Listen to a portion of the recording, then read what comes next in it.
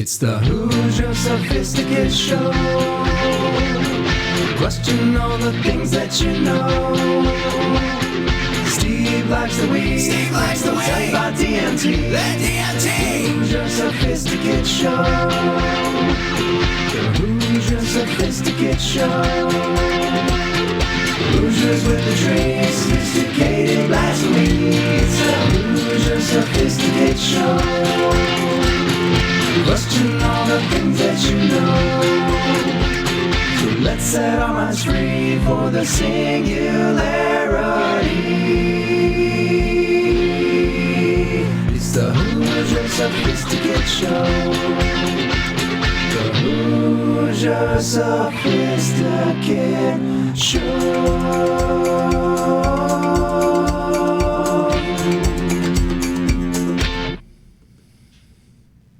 Welcome, ladies and gentlemen, non-binaries, This sentient artificial Go. intelligence, You got the right one. to the Hoosier Sophisticate Show, broadcasting live from the Mycelial Media Studios here in lovely St. Louis, Missouri. Man, buddy. We are coming back from a heck of a week. Noah Brown, that's my buddy right there. What's up, buddy? The intro. He's a fan. Hi, says Missy Bliss. Sing for me, boys, says Tracy Stevens. We What's up, everybody? we had a heck of a time. I'm enjoying some fudge right now. Are I'm you? living my best life, Craig. Pretty good little fudge there. I'm living my best life. We had Everybody. a heck of a time. For the last month or so, we've a couple months, we were asked to attend this little party that was going to go on at the Lake of the Ozarks, Lodge of the Four Seasons. Weren't really sure what we were getting into.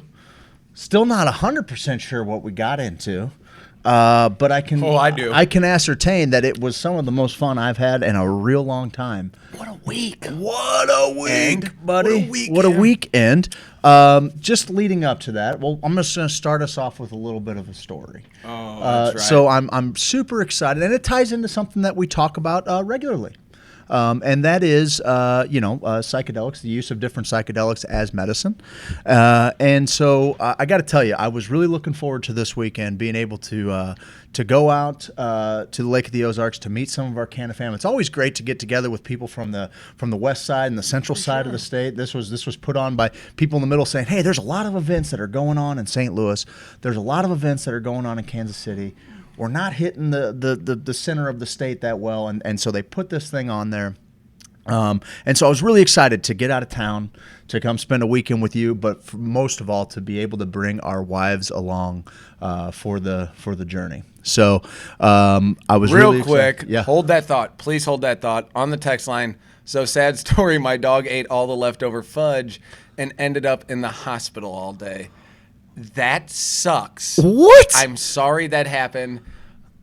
We just brought him back about an hour ago. He's going to be good, right? He's going to be good? Yeah, I hope he's going to be good. Okay, so glad he's okay, looks like gosh. he's okay. Whew, okay, because I'm just munching fudge is like something fun. Fudge munching. He's a fudge I muncher. packed myself full of fudge this weekend. I did. I did too. And I tried to eat it to be funny. This is like a microcosm of my life. And then, of course, someone's like, that Real thing funny you're joke eating- with the fudge. It almost killed my dog. Fudge killed my dog. Thanks for eating it. Sorry, I didn't know. Oh, sorry. My music says, hey, guys, there's someone named My Music. Right on. Like, Hi. Hey. How's it going, Oh, guys? sounds good. Go on, sir, because this is one of the greatest things. I feel like the fact that it happened to you is one of just the universe going, you want to see something crazy? So I'm really excited to get out of town. We had our sitter fell through at the last moment, so it looked like we weren't going to be able to both of us go. And I know how excited a lot of these girls are on the other side of the state to finally meet Missy and Jen. Whenever we go somewhere, they're like, hey, cool, where's Cool. Missy and Jen? Yeah. Where are the girls? And Missy so and Jen? I was really excited to put that question to bed by bringing her along. Because you've hit how many people with forearm shivers? A countless I lost number. count. A countless number. You keep a paddle with little notches in it, like the guy from who runs for mayor in Gangs in New York. Yes. The Irish Bug Bastard? That one? Yeah. Okay. So it's, what is it, Thursday night. We get a call that the kids' school is going to be canceled because that was something else we were trying to figure the out. weather You know, was dog shit. So the kids' school get canceled. We're like, okay, well, there's one hurdle out of the way. Trev and I fall asleep One watching hurdle. Last Airbender or something. Miss comes word home. for She's it. like, what are you still doing? You need to go to bed. Right? We were just posted up in the living room. Severely dehydrated from the chocolate, had to get fluids, was not from the THC. If it would not have been chocolate, we would have been fine. Well, I bet that dog starts a yoga class in a week, starts wearing bandanas. No doubt. Starts listening. Mom, let my fur dread. Let my fur dread. Come on. I have a choice in this. So Miss sends Trev to bed. It's not, and she and I are talking about all the logistics of getting the kids where they need to go so that we can go to the lake. All of a sudden, we hear a blood-curdling scream come from the other room, and I'm like, oh, no. Now, you know, I will say that our youngest, I would say his threshold for pain is probably the smallest of all of the kids. But, you know, so sometimes he embellishes pain a little bit, but this scream was a little bit different. And we got in there, buddy, and his arm. Have you ever seen the internet video of the kickboxer that like kicks the dude, but then doesn't know that his leg's broken You know who and did goes that? to It's stand? the Spider. Anderson Spider Silva did that. Kicked somebody and tried to stand on it. And Jason Kendall, we talked about it. He Yes. kendalled himself. Yes. Dude. So when I get in there, his arm from about halfway down the forearm is like it is just a floppy noodle, and like Miss and I are know what both that's all about. kind of looking at each other like couldn't even look at it. Like she goes, oh, I'll have Dad look at that, and she like goes out of the room. She's like, oh, and like I'm queasy, dude, queasy. So I'm holding his arm. We're getting him all ready. We drive him up to the Well, hospital. it's weird that the story I got from Trevor was a little different. He said that you guys were messing around playing Steven Seagal, and he threw a punch at you. Just fucking snapped his poor little bones, dude. Well, you don't play Steven Seagal. Better have fast hands. Better have some fast hands. Learn We get him to the today. hospital, and from the hospital, they're just going to try and manage his pain a little bit. Are you guys from that- hurting children No, around Mark, we're not here? hurting children. Are We're you helping hurting children. my babies? I'm trying to save them from all the bad things in the world. From I'm the keeping everyone safe.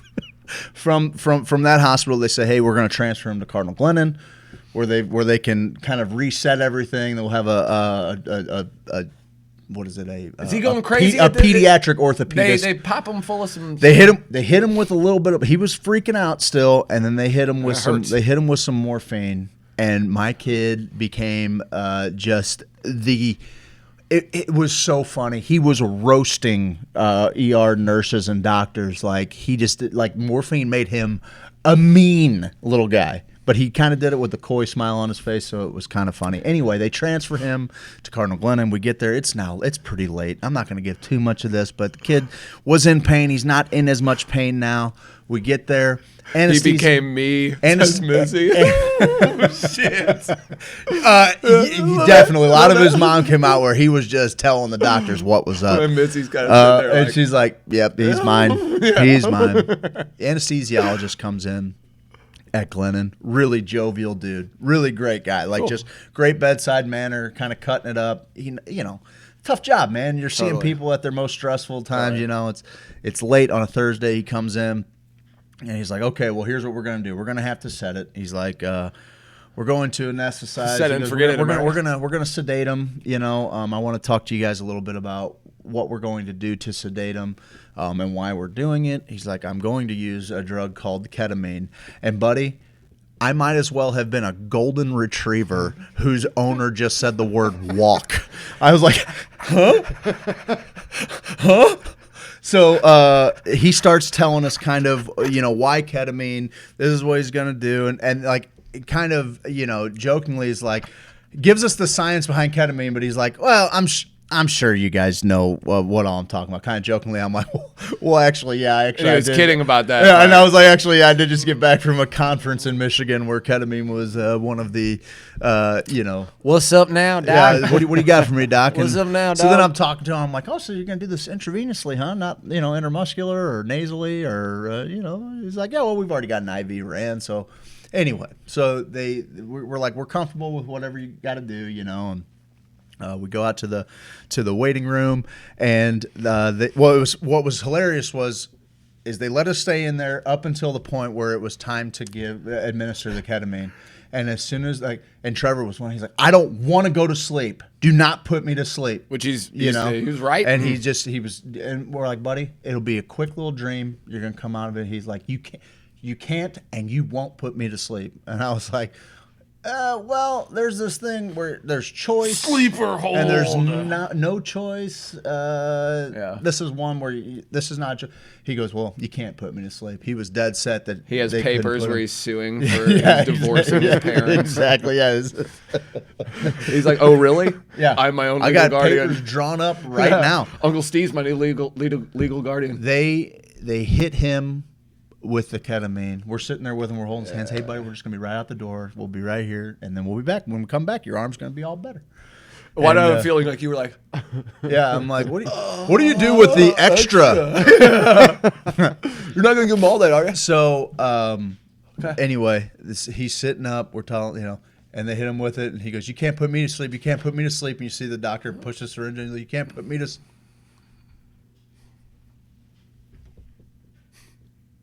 And he just went down. And so we're like, well, I think they put him to sleep. We go out to their, procedure takes 25, 30 minutes. They're just going to pop it back in.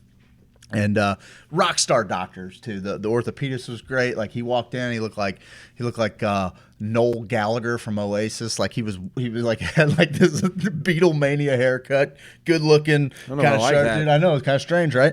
But the nurse was great. The anesthesiologist was great. Put him under. We come back in. He's still out, and they're like, "Hey, just so you guys know, sometimes when you administer." He's like, "Just so you guys know." So Trevor can wait. Yeah. He knows it's too late. Like that one. That's their poll. A little strange. You're not gonna do Champagne Supernova. You're gonna pull that one. God. So we come in. He's still out, and they're like, sometimes when you give ketamine this late, sometimes they'll roll right into sleep. And I'm like, well, how long ago did you give it? And he's like, I figured right around I looked at the watch. I'm like, well, it was only been about 35 minutes. So I'm like, he might be up in like 10, 15 minutes, right? They're like, yeah, or he could sleep all the way through. I'm like, okay. So we're sitting there. It's getting kind of late into the night. And we're even, it's Miss and I and then Trev's biological dad. And we're sitting there. And it's like, at this point, it's like 2:30 in the morning. We're tired. And you and him are just constantly like arm wrestling or just trying to assert dominance over each other. Just sniffing. And so you got a bidet. So, yeah, right, exactly. Couldn't pick up a scent off of him. That's why you're a fucking ass ninja. No one's gonna see me coming. Stealthy shitter. Yes. So, which you guys are fucking animals if you don't have a bidet. We got our bidet videos we're gonna play for you during the commercial breaks. I had to go a weekend without it. Not good. Not good. Okay. Not good. So anyway, we're all sitting there and we're talking to the doctors like, I mean, we can't leave until he wakes up, right? They're like, well, actually, not necessarily. There are just some things they want to be able to see. If he's still asleep, we can maybe wake him up in a little bit. We just want to test some different numbers. Okay, cool, whatever, fine. They're like, but he might still be up in 10, 15 minutes or so. You ever seen something make you so nervous? Nope. Mike's back here fiddling with wires, guys. He's the fate of the podcast is hanging in the balance. Pretty much Doc from Back to the Future trying to connect these two fucking things back there, and we're like, so Trev's lying there. The three of us are sitting there. And we're like, oh man, I hope he wakes up here soon. And I'm like, guys, I need you to trust me on this one. So I grab my phone, and he's sleeping peacefully, and then just kind of above his head here, I put on a little Younger Brother. Now, Younger Brother is... What's Younger Brother? Younger Brother is one of Simon Posford's side projects, the guy who's Shpongling, basically. So I have some music that accompanies me on different medicine journeys, and I'm like, listen, this song just kind of makes a happy space. So I put up Younger Brother behind him. I let it play for a little bit, and Miss is like, are you Shpongling our kid? I'm like, no, I'm not Shpongling our kid. I'm Younger Brothering our kid, and I promise you that this is a gentle, and you know what? Before you know it, he's kind of blinking his eyes, and he's coming back too. And he's that's like, can I get a little more of that ketamine? that's bro?" when it starts to get real good. That's when What's it up, gets good. CJ? How you doing? So he's now trying to come to terms with the ketamine space, and I can't get enough of it. Obviously, You know? like this, I can't imagine when you told me this. It was, I don't know. It's like Ollie being asked to meet the Blues before the Blues game, and me being able to like chat with them. I mean, you got to chat with this doctor over ketamine, Well- and it's like, holy crap! And then your son, like, you can't dose your children. No. You can't do that. And we used to have these tribal rituals Yeah. where I'm sure they were doing stuff at Sure. 12, 13, 14, learning how to Sure. be a man or a woman Sure. and going out and figuring that shit out. And then, but now we've totally lost all that. We talked about our Yeah. Catholic rituals. What the fuck? Okay. Yeah. But this was kind of like a ritual that was Well- presented to you almost. So yeah. I mean, I hope that when my kids become Are adults, you guys they could- sacrificing children over here? No, we're- happening. I'm with it. I certainly wasn't trying to push anything on him, but I was very interested in what a child sees in a space like that without as much experience, And so I'm just kind of asking him, like, do you see anything, bud? What do you feel? And he's like, I feel really dizzy. He's like, but I just see her. I see her. She's so beautiful. Do you guys see her? It's a giant picture of her. And we're like, oh, yeah? What does she look like? And then he sits there for a minute, and he's like, She's got a full bush. he goes, it's all fictional. This is all fictional. This is all fictional. Everything going on here is fictional. I'm like, yeah, man, it's fictional. And so then, like, he's giving me these opportunities, and I'm like, here, buddy, like, because he's getting frustrated with the medicine. He just wants to shake it. He can't shake it. He's trying to get around. I'm like, buddy, just you can't fight it. I'm right here with you. Just Been there. try and find some fun in it, and I'm going to talk you through it, whatever. And I was like, he goes, it's just all fictional, Dad.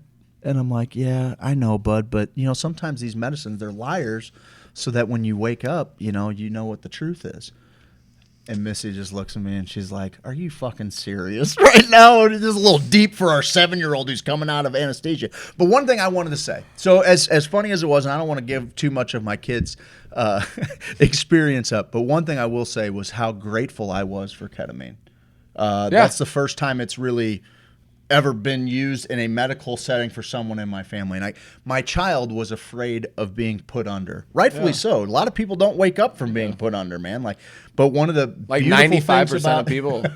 one of the beautiful things about ketamine, though, is that it does not attack your respiratory system. So, like, like an opioid when or- you just need to be sedated for a small procedure, it really is and it's used for small animals and it's perfect for children for that reason. And so, like, on top of that, only having my one experience with it personally, like, I also know that it can make you see some crazy weird stuff, man. And it was really neat to see him come to, and the way that he was describing the space. And like, he goes, and this fucked with me because the time that I did it, I felt like I had this bubble inside, like this air bubble inside of me that would make like, I felt like I was seeing everything through a fisheye lens, and it was making like my ear would be like, bloop. It'd be like when in Nutty Professor when he first gets it, and like when it starts plumping back up, just like that. And so like I would push that, and it would come out in my lip, And he goes, I just feel like I have this air bubble inside of me that just keeps moving all around, and I'm like, I know exactly what you're talking about, buddy. I can Been relate. there. I can relate. Been there. Dude. Anyway, so ketamine made it possible for him to get put back together. We decided we're going to bring him along. Yeah. And we found ourselves, we got him casted up. We drive out to the lake. Weather was trash. You guys were there before us. Oh, God, yeah. I had pictures of that And, ice, too. And we ended up at Grow Tradefest kickoff party at the Lodge of the Four Seasons, Lake of the Ozarks. And it was a blast, man. You walk into the doors, and the smell in the hotel was one of opulence. I was just like, oh, I don't know what that smell is, but I need it everywhere in my life. They had a big all the open time. fire pit. Yeah, it was cool. Like in the hood, lobby. looked like a. The hood came all the way down, Yep. and then the huge fire pit, and then circle seating. Really cool. So many people I found Really surrounded around that thing at just random points. First off, the drive was terrifying. It was icy. I kept thinking, oh, this shit better be worth it. Okay? And it was. It was to be that close to the lake. We got to throw a pole in the water for a minute, which kudos to Trevor there. all he was wanted to more do. than willing to be able to yank it with one hand. He It's said, great, "Dad, I dude." can't reel. Just fix me up a pole with a string that I can yank Oh, it's something great. out of the water." Little Huck Finn out there. It was great. Got skunked, but I blame It's my fault. these guys. I would have gone for a ton of fish. Actually, The water now was a that we're little talking about- turbulent. They'd opened Oh, up yeah, the it was dam. windy. It was murky. The only thing the only thing that didn't cooperate was the weather, and that put zero bit of a damper on the No doubt. weekend. No The doubt. Lodge of the Four Seasons is super little bit retro elegant. You know? Totally. Yep. I got a few pictures of the place. I'll play them here in a minute. But just the view of the docks, the fire pit down by the beach. We're going to have some fun in September. Oh my If there is God. one central theme to this little recap, this little talk is, you need to get your tickets for Grow Tradefest in September. Was it 17th through 20th? Is that right? Am I making those numbers up? I might be making those numbers up. Do for you. Go ahead. Well, go ahead and look that bad boy up. Anywho, we get there, we get checked in. Rooms are gorgeous. You know, everything's pretty nice. Here we go. Yeah, 17th through the 20th, I believe, is. What Yeah, we the got staff at this place is unreal. I had one of the best burgers I've ever had from room service. going. No doubt. And everyone who was there, the meaningful conversations we got to have.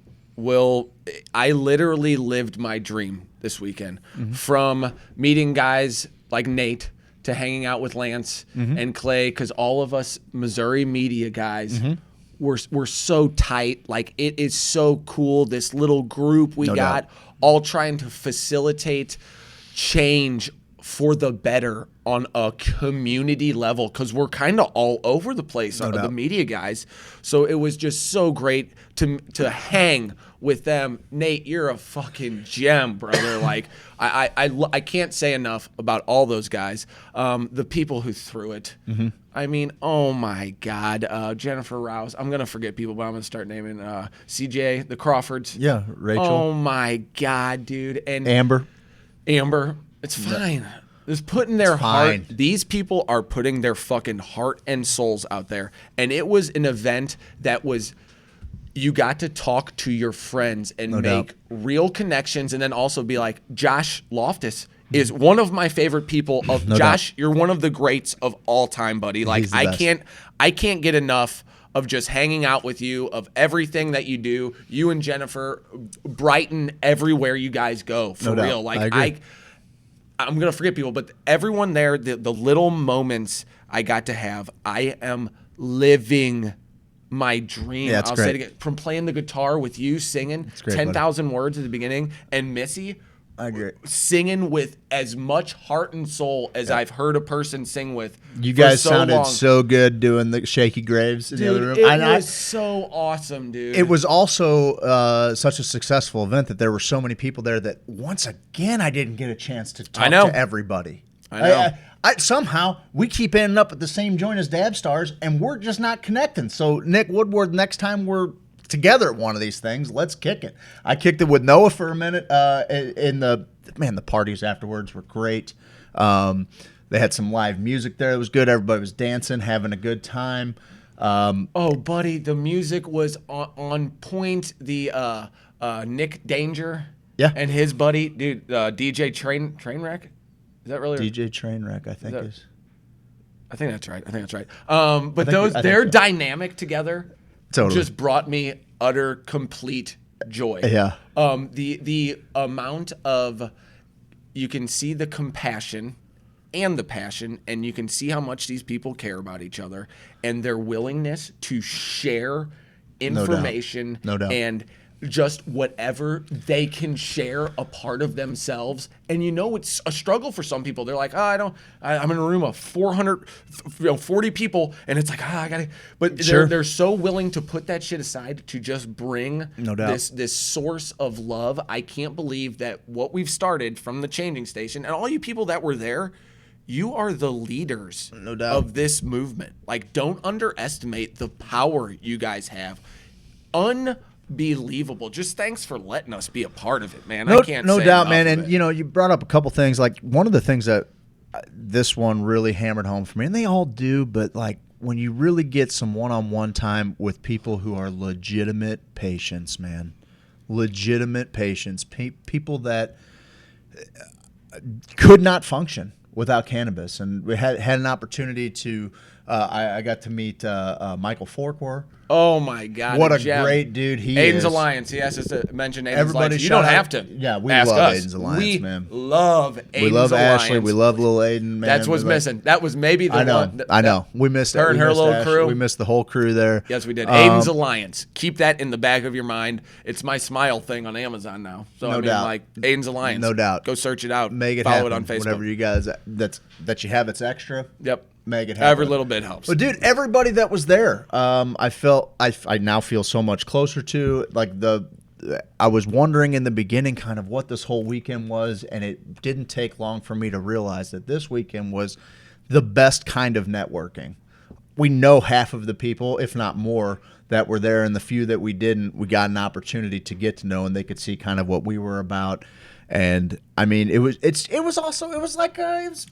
a vacation. It was a hotel party. At any given point, you're walking through the lobby or you're walking through the hall, you're seeing a friend, you know. And it was just I can't wait for September when the weather's nice, when the water's going to be inviting. You know, we got a little beach down by the dock down there. Probably have some campfire sing-alongs happening.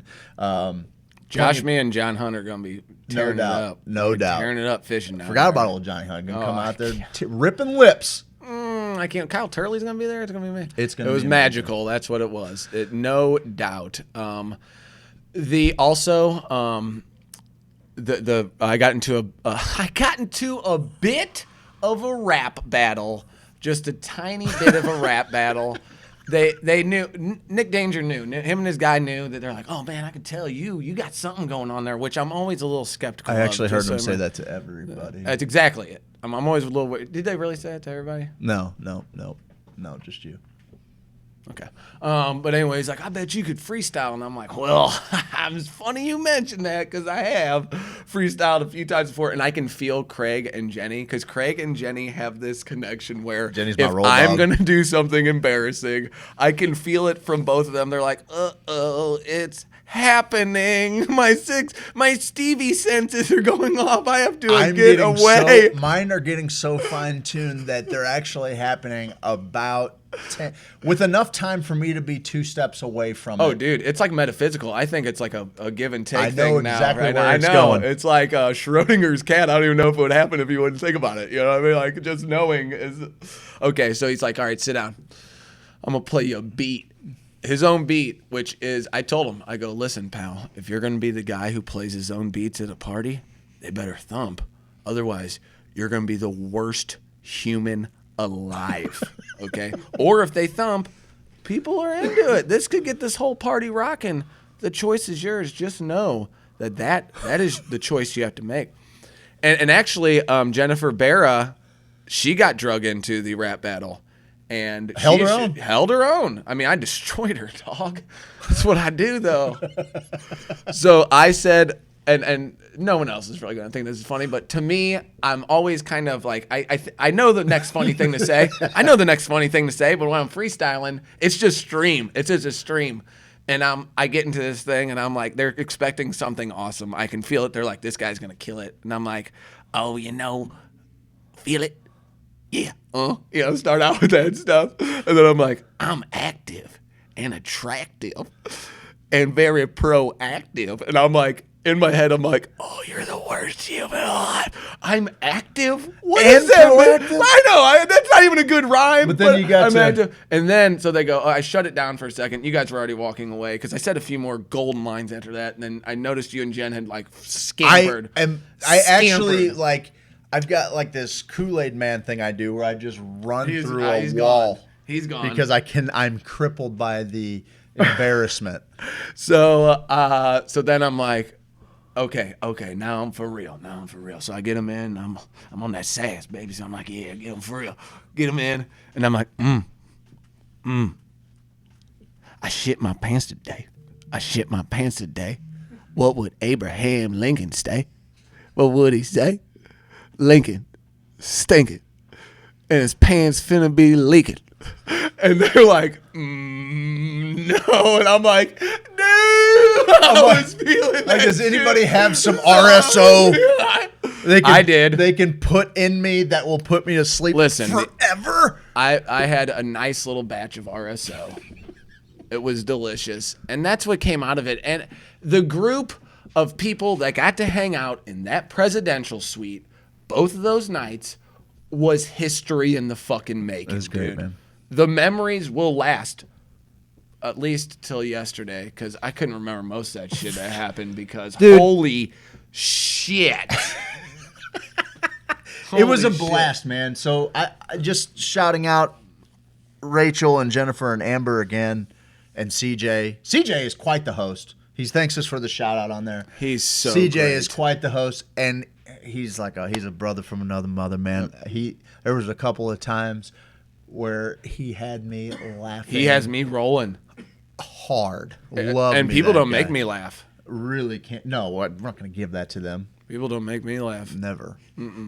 But CJ, shit, had me We even on. had, I had an opportunity to share my love for Korean soap operas with Noah and Nate and Lance. They thought that was pretty funny. I don't think it's fucking. I don't know what's so funny about it. All right, guys, it's good cinema. Okay? Oh, and Adela Wisdom what a good time! has my vote. If I lived in her district, there No, would be I will move there because I had such a good time with that lady this weekend. She was a blast. Oh, man. and I had one of the best moments I've ever had in my life with her friend who sang a Bob Dylan song when we busted out the guitar. She goes, Dolores. "Is that her name?" Listen. Where I was at, she was a giant panda bear. I think it was Dolores. Dolores. I think I'm gonna take a shot in the dark. Listen, don't.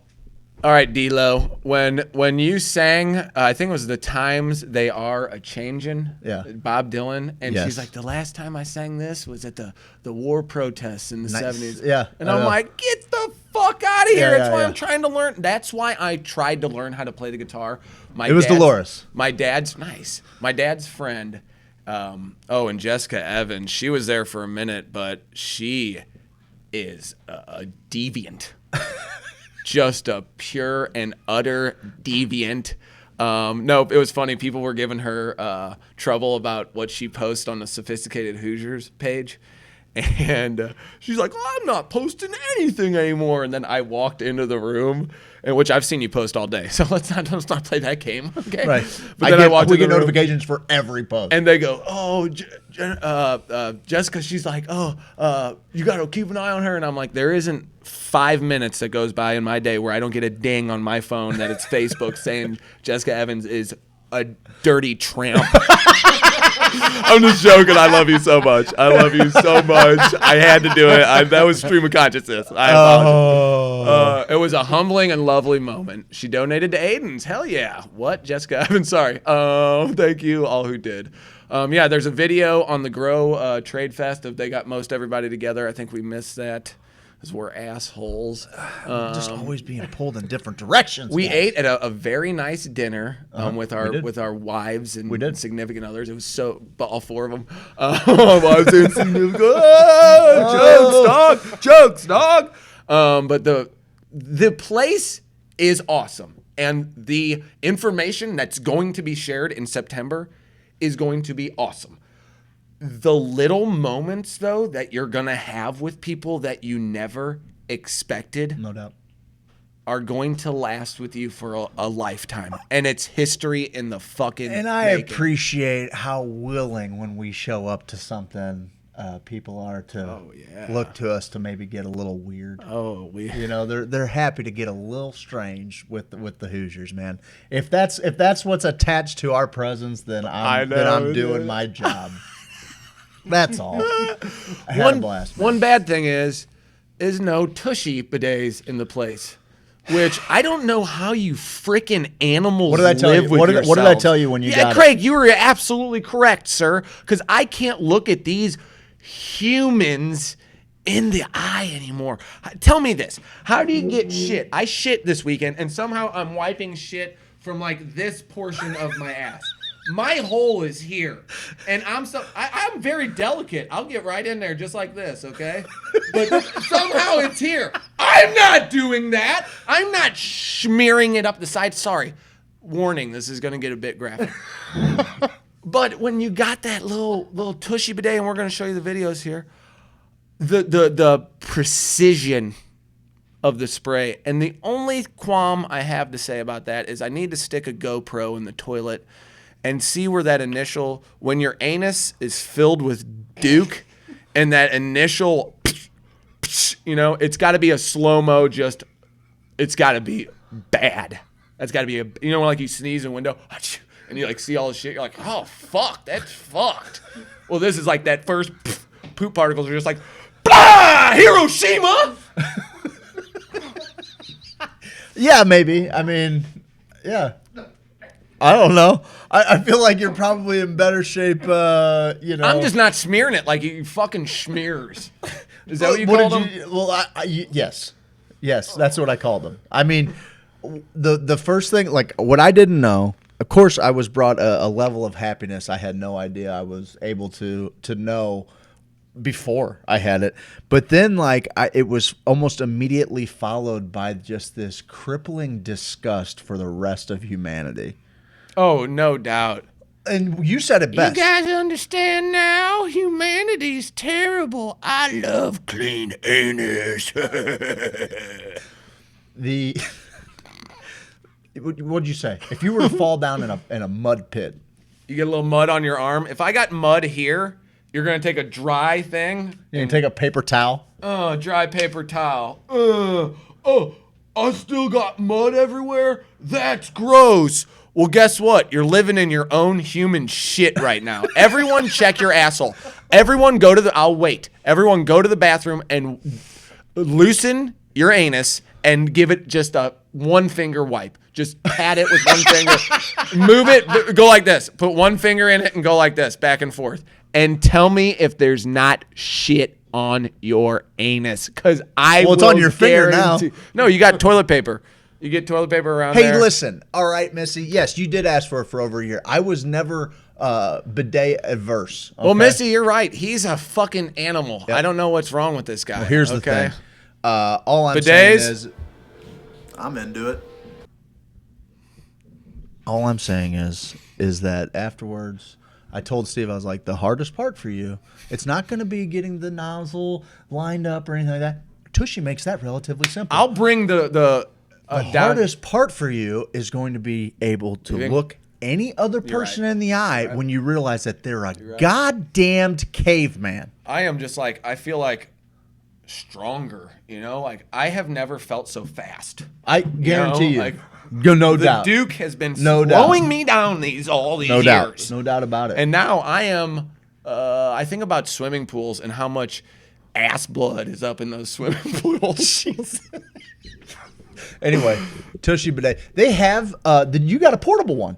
I will show you that after the break. Okay. Because it's a joke. Okay. I'm interested I'll in how that demonstrate works. it. Because straight up, after I did it, like, I used to be along the whole lines, like, when you get paid if you get paid by the hour or even salaried, if you're not shitting on company time, you're an idiot. You're a fool. But when you're a commission guy, you just shit when you want to shit. Man. You're your own human. Weird. You just go and not cog in the fucking machine. But I remember, I changed my whole routine up. I'll be damned if I'm going to ever shit at work.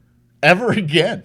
Get it together. With the fucking beasts? Yeah, no. I'm like, and I'll shit anywhere. You know me. Yeah. I had 5 bathrooms for you. I think I have been an animal. You could probably concoct like a shoehorn of sorts, okay? Where if you put it on if you could kind of mount the sink, you could put it on the backside of the nozzle so that it shot it up the shoehorn like a Nike swoosh. You know what I mean? And you just you hit that backside of that, and it just that's the only way I'm shitting in public is if I got a little horn that I can attach on the sink and I'm gonna wash. Ricola. Yes, a Ricola horn would actually probably fit a little better. As long as I'm on one end blowing the water through. Naturally. Because you're going to need it. It's like a hot-bay ceremony for my anus. Yes, exactly like You a get hot it. ceremony. You get it. Okay, that's where I'm living. And yes, they said they'll get us a bidet next in September. Guess we can have a bidet put in your room, LOL. Tell them to put in everyone's rooms. I don't want us to be the only Listen, guys that's the with whole thing. pristine Is like, assholes. don't just treat us, okay? Because we're still going to judge everybody else heavily. Like, I want to be able to have a conversation with equals, not smearers. I'm not trying to talk to smearers. We're What not. the hell do you take me for? We didn't even. I mean, okay, so we did do some interviews this weekend, and we'll have those clipped up soon. How fun! Here's where I'm living. All the Missouri media is in one room, and I remember when I gave you that bullshit speech earlier about how we're all together. They probably stopped watching by now, so I can get real. I can get reels with yous. But I saw this lounge where they'd have a real nice background, and I'm like, oh shit, I ain't sitting in that room with those bobos. Let's get out of here. And then our reception was horrible. And the best part about that is Steve's like, we have the spot that's right next to the Wi-Fi, which means we could probably go live and do all kinds of stuff. Yeah, so we abandoned Check that. out the wallpaper in the room that's got 3 was walls bad. separating the Wi-Fi from us. Let's go do that. I made a terrible decision, and if you watch Nate on Cannabis or Landstorm, you're going to see some real good footage of the you're gonna Grow see Trade Fest. Great footage. But our footage, I don't know. Landstorm, Nate on Cannabis, and then check Companion out Mag, guys. Yeah, Yes. Landstorm's Companion Mag, Evolution Mag, our buddy Clay Stallings. Can I just tell you, I love Clay Stallings. Dude, he's one of my favorite. Every time he I has a see little that guy- dog too, or two little dogs that he brings with him Yep. sometimes. Every time I see that cat at an event, he's one of those guys that says a lot without saying much. Yep. And we've got a lot to talk about. We're typically into the same kind of stuff, and I just really enjoy seeing him everywhere we go. That was what was really cool, man. We got to meet and hang out with Hanging out with Tyler people is that one of we my knew. favorite moments. With who's that? Tyler. Oh, no doubt. One of my favorite moments. Man, Seeing he's a him brilliant guy. brilliant. He's a brilliant dude. Scary brilliant, kind of like he'll skin you alive. Yeah. Brilliant, Yeah. which I'm kind of into. Put the fucking lotion in the basket. All right, I got some pictures from the place. If you guys want to see some pictures, So let's get rid of that one. Here we go. This is an inside atrium. I don't know if you can tell. I didn't see it until the last day. Yeah. They had that Place nice is little huge. cafe over there on the other side of the hotel, and that's like a running waterfall. It was dude, really cool, man. Did you see the pool Atrium. at night? Blue lights. It has I a didn't. grotto. Has a legit grotto, Playboy type grotto. Nice. It is so bad. All right, so we got that one. Let's pull up. Oh, this is a view from right about where the lobby lets out. You got to walk about 30 paces to the right. Mm-hmm. Here are the docks. I mean, that's gorgeous. I mean, Yeah, that's man, great. we were a stone's throw from fishing, from being on the water. Here's our buddy. Oh, Wolfie. Oh, Wolfie. See, I almost I'll tell you forgot what's him. pretty cool, being able to kind of talk about the show a little bit. I don't expect everybody to kind of see and know everything that's going on all the time. We started talking about Hoosier on Adventure, which our buddy Ryan sent us a little teaser Oh my God. of what is to I come cannot for wait for Hoosier that on shit. Adventure. And as we're talking about it, I find out that our buddy Chris Wolfenbarger, he's a role player, baby. Look at that guy. He's ready. He said he's ready to get in the game. Told us about Hero Forge, and you can make that 3D miniatures. printed. But what's cool is that you get the digital So you 3D, can so maybe we make can it- probably animate it. Hoosier on Adventure may have just taken a huge step forward. Look at that shot. This is from Beautiful. on the dock, or up above the docks, pretty close to where that first picture was taken. And that was the grow. And I gotta say, what's up to Craig Morton too. Dude, no doubt. God, what a fucking guy! The generosity Cindy. with everybody. Craig and Cindy both, is they're- one of they're my so great. favorites of all time, man. All those people. Yep. There's not one of them. And we met I met a fan, Daniel Eli. I met him as well. Great dude. Great dude. Great dude. He said, "Hey, I just want to take a second." Yeah. That was by neat. the way, let me just put this out there. If you ever see me at a trade event, please come and talk to me. Like, Yes. I stopped somebody to say hi, and she was like frozen for a second, and I'm like, "Are you okay?" You know, and she's like, "I'm just a little starstruck." I'm a dickhead. Okay, I'm just jizzed. I'm just a normal dickhead. The chances are I'm just please come and talk to me. Chances are I'm probably a little baked to start a conversation. So I'm happy to talk to everybody. I want to meet everybody. If you're at one of these events, you're the Hunt Trophy. The Hunt Trophy is back in its rightful home. The Kansas City Chiefs are the Kansas City Chiefs are your AFC champions. That was Headed to awesome. the Super Bowl. Gonna play the 49ers. It's gonna be a good old time. Oh, man, they got me back into football. All those beautiful bastards are pulling me along for the ride, man. I love our Kansas City folks. I love our mid-Missouri folks. Go put yourself out there, people. If I have one message from this, it's to go put Everyone is so yourself approachable. out there. If this is what you think you might want to do with your life, follow those motherfucking dreams, son. Make these friends, man, because For that's sure. the whole deal. And I also feel like so this was so patient first, right? And I want to give a shout out to Amber again because this is just a couple of months after she lost. I know. Her partner, her heart and soul. And I mean, I know what it's like and how hard it is to how much you reel from that missing from your life, and to be able to still find joy in things. And like, she was not only was she great, but she She's one of the brought most so much vibrant joy. people. She brought so much joy to the room, and any room that she was in. She was super fun to be around. I just wanted to shout out Amber because it's hard, man. It's hard. She lost the love of her life, and life has to look different. And I think that she is carrying on Nolan Sousley's name with like just great honor, and I feel like is doing him proud and doing all of us proud, and that was one of the first big things that happened to a Missouri patient. That, I mean, it made national news headlines. Like, it was a big deal, and I think where law enforcement has a lot to learn. I think even talking to Josh Loftus, he knows the officer that did it. They went to high school together. They were in Polk County, like. That officer is remorseful for how everything went down, and sometimes it's going to take those events where you open a line of dialogue. It's going to take those events to where now all of a sudden they're not going to make that mistake again. It was a unifying moment for everybody between even law enforcement and where we could at least agree that, hey, this is bullshit. You cannot go into this guy's room of all people and do that. So I mean, for what Nolan's meant to the movement, for his Nolan's tribe, and how well Amber's carrying herself, like, there are groups that are worthy of your time, worthy of your extra dollars, and plenty of opportunities to be a contributor in this space. Maybe you don't have big money to be an investor. That's fine, man. There's a lot of people looking for time investments. If you've got extra time to put into something, any one of these nonprofits can use some help, and the networking, like I said, I found more people I want to do business with there. I have found more people we want to put in the advertising stable. I found more people I just want to be friends with. I've people that I directly invite, like, hey, listen, if you're having fun, come to next year's Cotillion. There are Hoosier events throughout the year. This is what we do. This is what we do. All of the I haven't found a lot of bad. At this one in particular, I didn't find a bad seed one. Like, there wasn't anybody I was like, keep me away Wolfie, from that definitely. guy. Yeah, Wolfie, Wolfie, definitely. That's true. Maybe that's why the second night was so awesome. Totally. I heard Nolan's name 20 times. I heard 5 or 6 different stories. Yep. I heard Aiden's Alliance 10 to 20 times. These people give a shit about each other. And then you learn all of the little connections between the people that have all grown up, who have been fighting this fight for way longer than we can even imagine. No doubt. We forget how long these people have been putting up with bullshit, trying to get things the way they are, and we're getting close, but it's not over. Like, we need each other's help.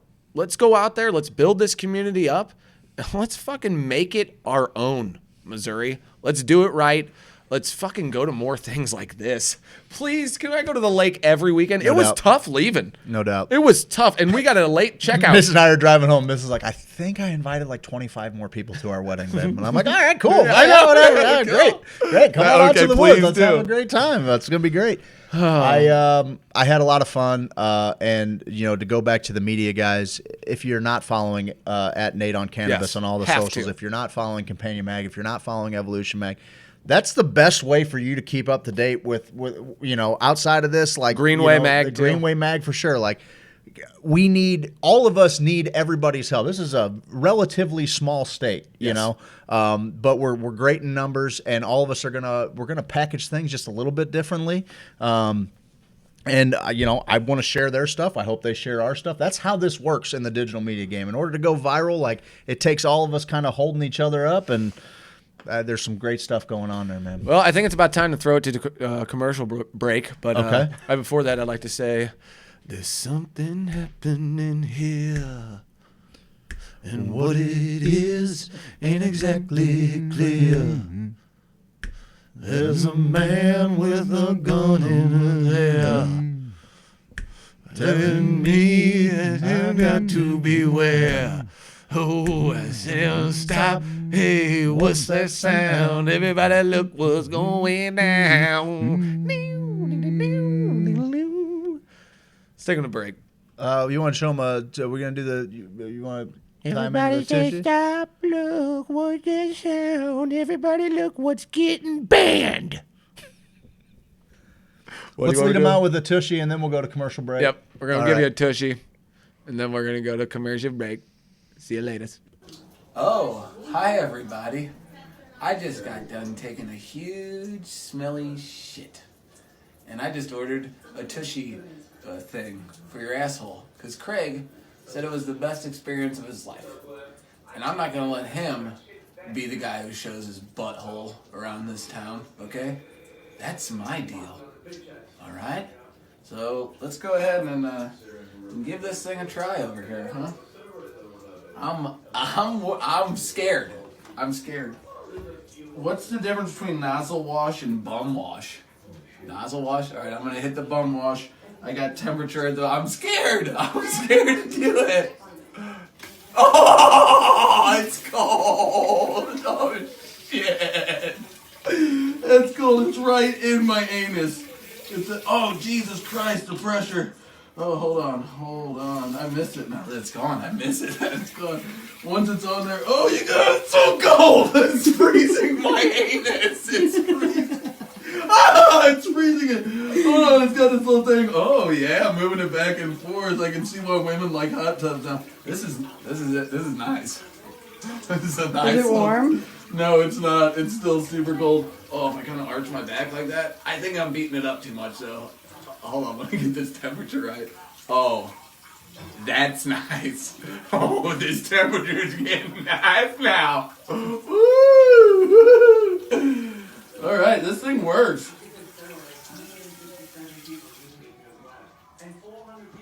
Well, I give it 5 out of 5 brown stars. That was excellent. Thanks, Tushy. Hey girl, where you wanna go? I don't care, I just love you. Are you hungry? Do you wanna get something to eat? I don't care, I'm kinda hungry. Well, what sounds good? Anything sounds good, you pick. How about some Mexican? No, I had that for lunch yesterday. How about we get some Italian food? Ew. Okay, now you're not saying anything and just I giving just me a want look. something delicious. What does that even mean? I want to sit outside. Applebee's? Applebee's No, is Applebee's. gross. Applebee's I'm not is eating good. Applebee's. I don't know why you're always Applebee's hating on fries are Applebee's. Applebee's is disgusting. one of They're my favorite darn gross. places to go ever. I'm not eating Applebee's. I wanna go to Truman's. Let's go to Truman's. Soulard, go to Truman's. I wanna go to Truman's. In Soulard, take me to Truman's. We agree on Truman's.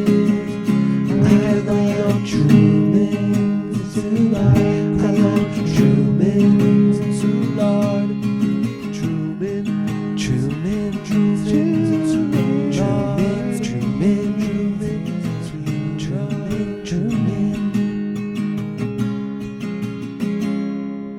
Truman's in Soulard, a place we can all agree upon. Shut up,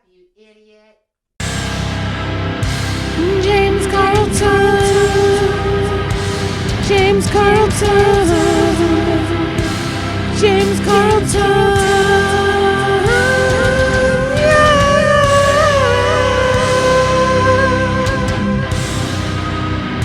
You gotta get your insurance.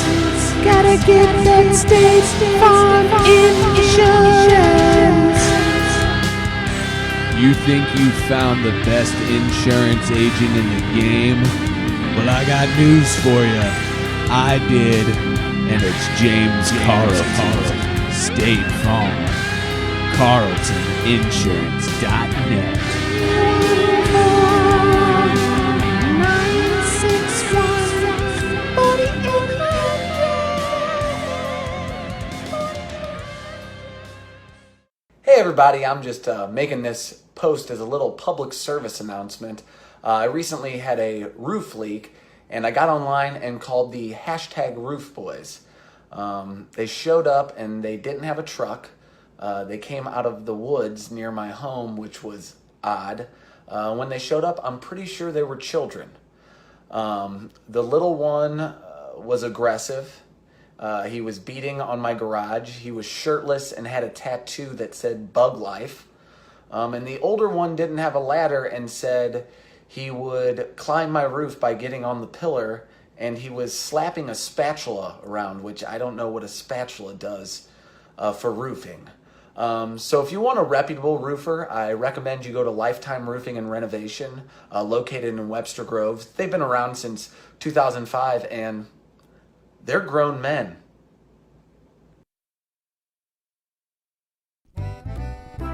Hey guys, it's me, Kippy the Crazy Koala Bear, and I'm here to tell you about James Carlton Insurance. Kids, quiet down. It's the best. Kids, quiet down and listen to Kippy.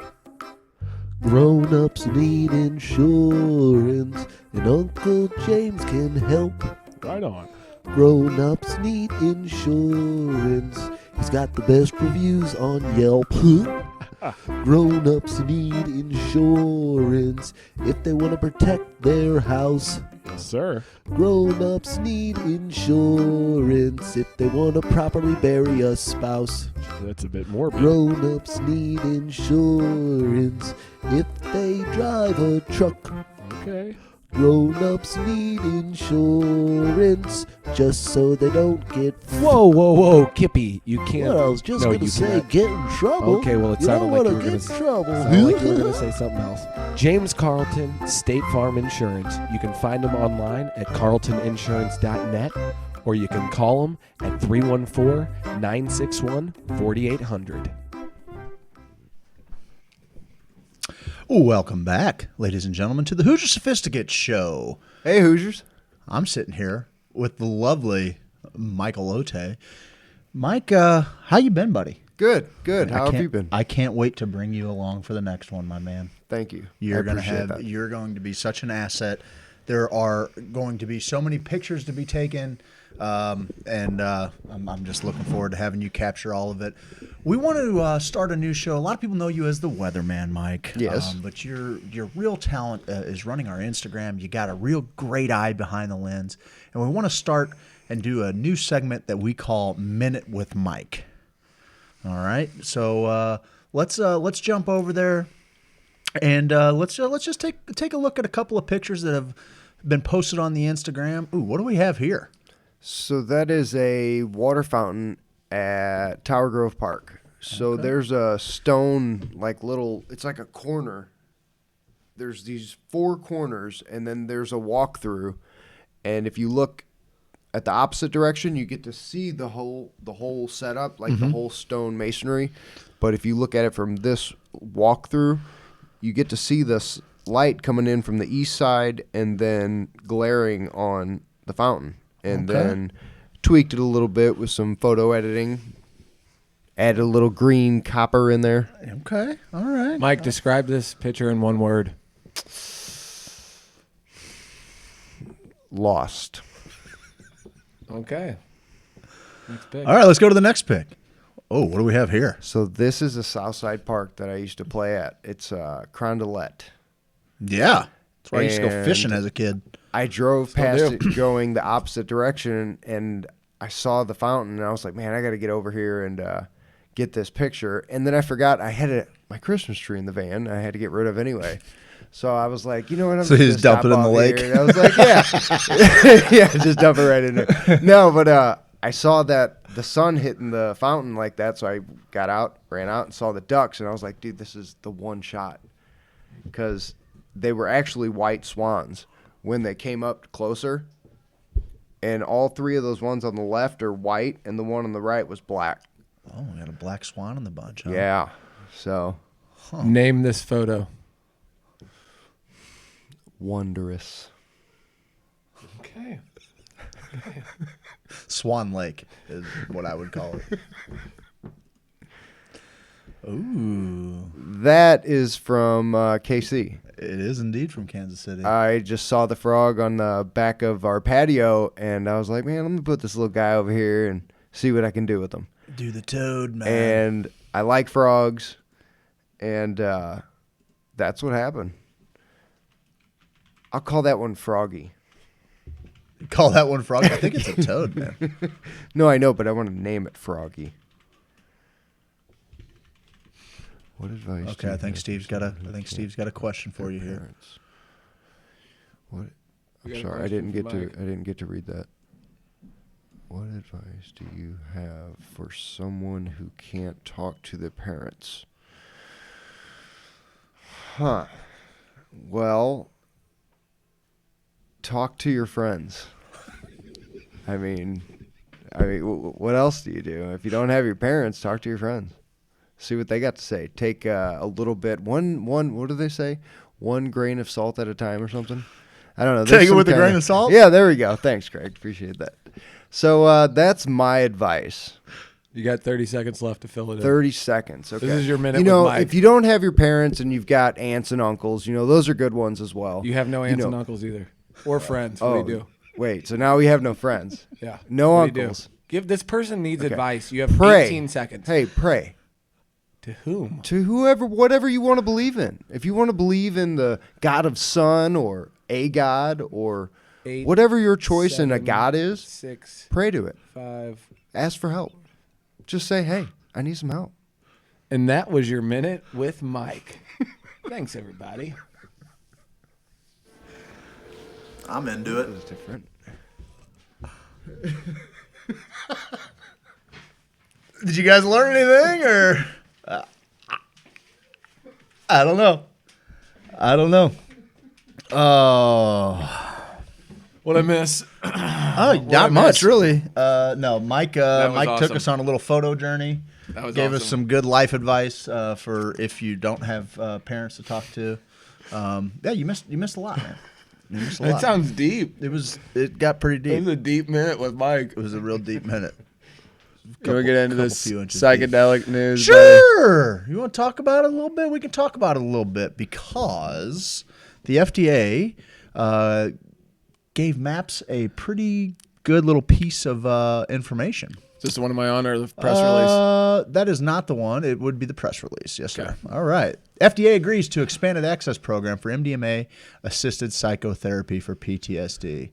Let's see. I believe this was last week. The nonprofit Multidisciplinary Association for Psychedelic Studies announced that the U.S. Food and Drug Administration has agreed to MAPS application for an expanded access program for MDMA-assisted psychotherapy for post-traumatic stress disorder. The purpose of the expanded access program is to allow early access to potentially beneficial investigational therapies for people facing a serious or life-threatening condition for whom currently available treatments have not worked and who are unable to participate in the phase 3 clinical trials. This is huge. Buddy, we brought From Shock to Awe to St. Louis. Kudos to all of you that showed up to that because that was a gut-wrenching movie to No doubt. watch. One of the participants in the movie, one of like the main character's wife, I guess you could kind of say, portray her character. She went through an MDMA-assisted therapy. Yes. And the story she told from being in that therapy was she was a veteran. She wanted to get closer to her family because she felt like she was always distant. And if we're not treating the symptoms that PTSD has on the family members, then we're not doing it right because Yeah, for it's sure. a whole group thing. And and she was carrying a lot of the burden. She said she went into this. She got blindfolded for a while. She was in there with two doctors who are leading her through this trial. She said she met her warrior self in there, and she was able to tell her warrior woman, this strong female presence that had to keep her alive during the shit. She said, "You can rest now." Yeah. The mother, the nurturer, it's your time to shine. You, the warrior, you did You your can take job. a break. Yep. And I was like, oh, No doubt, man. dude, No it doubt. was so profound, man. It really was, and it actually, as much as I thought I knew about that stuff, and that's the beauty of all of this is the research in Western medicine is still so incomplete and so new that we are going to find out more and more clinical applications. And sure. I have a decent idea of how some of these medicines work and how they make you feel, but to actually, I guess I just never really had to think, because PTSD, or at least, and I'm also learning that we're all survivors of trauma, right? And I hadn't even thought about that really until I'd watched that particular movie. But seeing, I never really had to think about the spouses. Our central focus is always on the soldiers or the first responders that are dealing with this, to seeing this. But very rarely are we thinking about the way that their trauma is affecting their family, dude, and no how doubt. hard that is, and the amount of work that is to be, the load that they have to carry. It's unbelievable. The man. burden. It's unbelievable, especially when these people are, for lack of better terms, crippled by this traumatic stress. And so her story was a great success story, because she was really hurting with it too. And the primary two subjects, they went to ayahuasca ceremonies, and it really helped heal all of that. But she did the one MDMA, and they said she's good. Or she said she's good. She was, and that's also and something that the kids that had to live with that shit. No doubt, man, no doubt.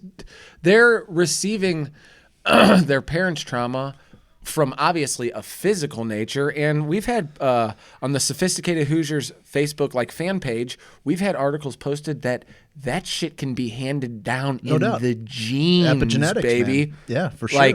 So let's start working on this trauma, and MAPS is doing it. Another thing that you can set your Amazon to. That's been mine for a very, very long time. There you go. Help out where you can, man. No doubt. I mean, there's unbelievable work being done. It's important, I think, to distinguish that it's not, MAPS is not trying to just get MDMA passed by the FDA. That's not, it's actually what they're getting passed is MDMA psycho-assisted therapy.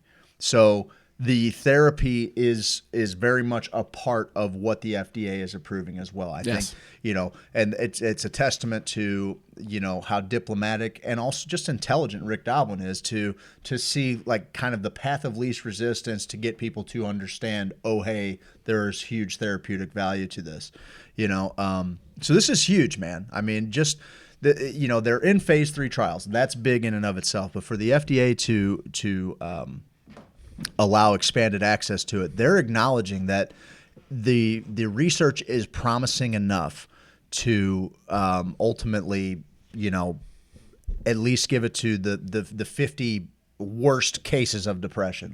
I know personally, after watching Magic Medicine, which was a documentary about treating depression with psilocybin that we saw in Michigan, and they did it with the three hardest cases. I just came away from there I know that study had great success. And what was the macro dose they gave? It was 3? It was 2.5 grams. Yeah, this is what they considered a threshold dose, and I'm just hit him with 5. The whole time. But because one guy was a lumberjack who was he's just he didn't care. Big swole guy that wasn't really wowed by. He wasn't anything, impressed.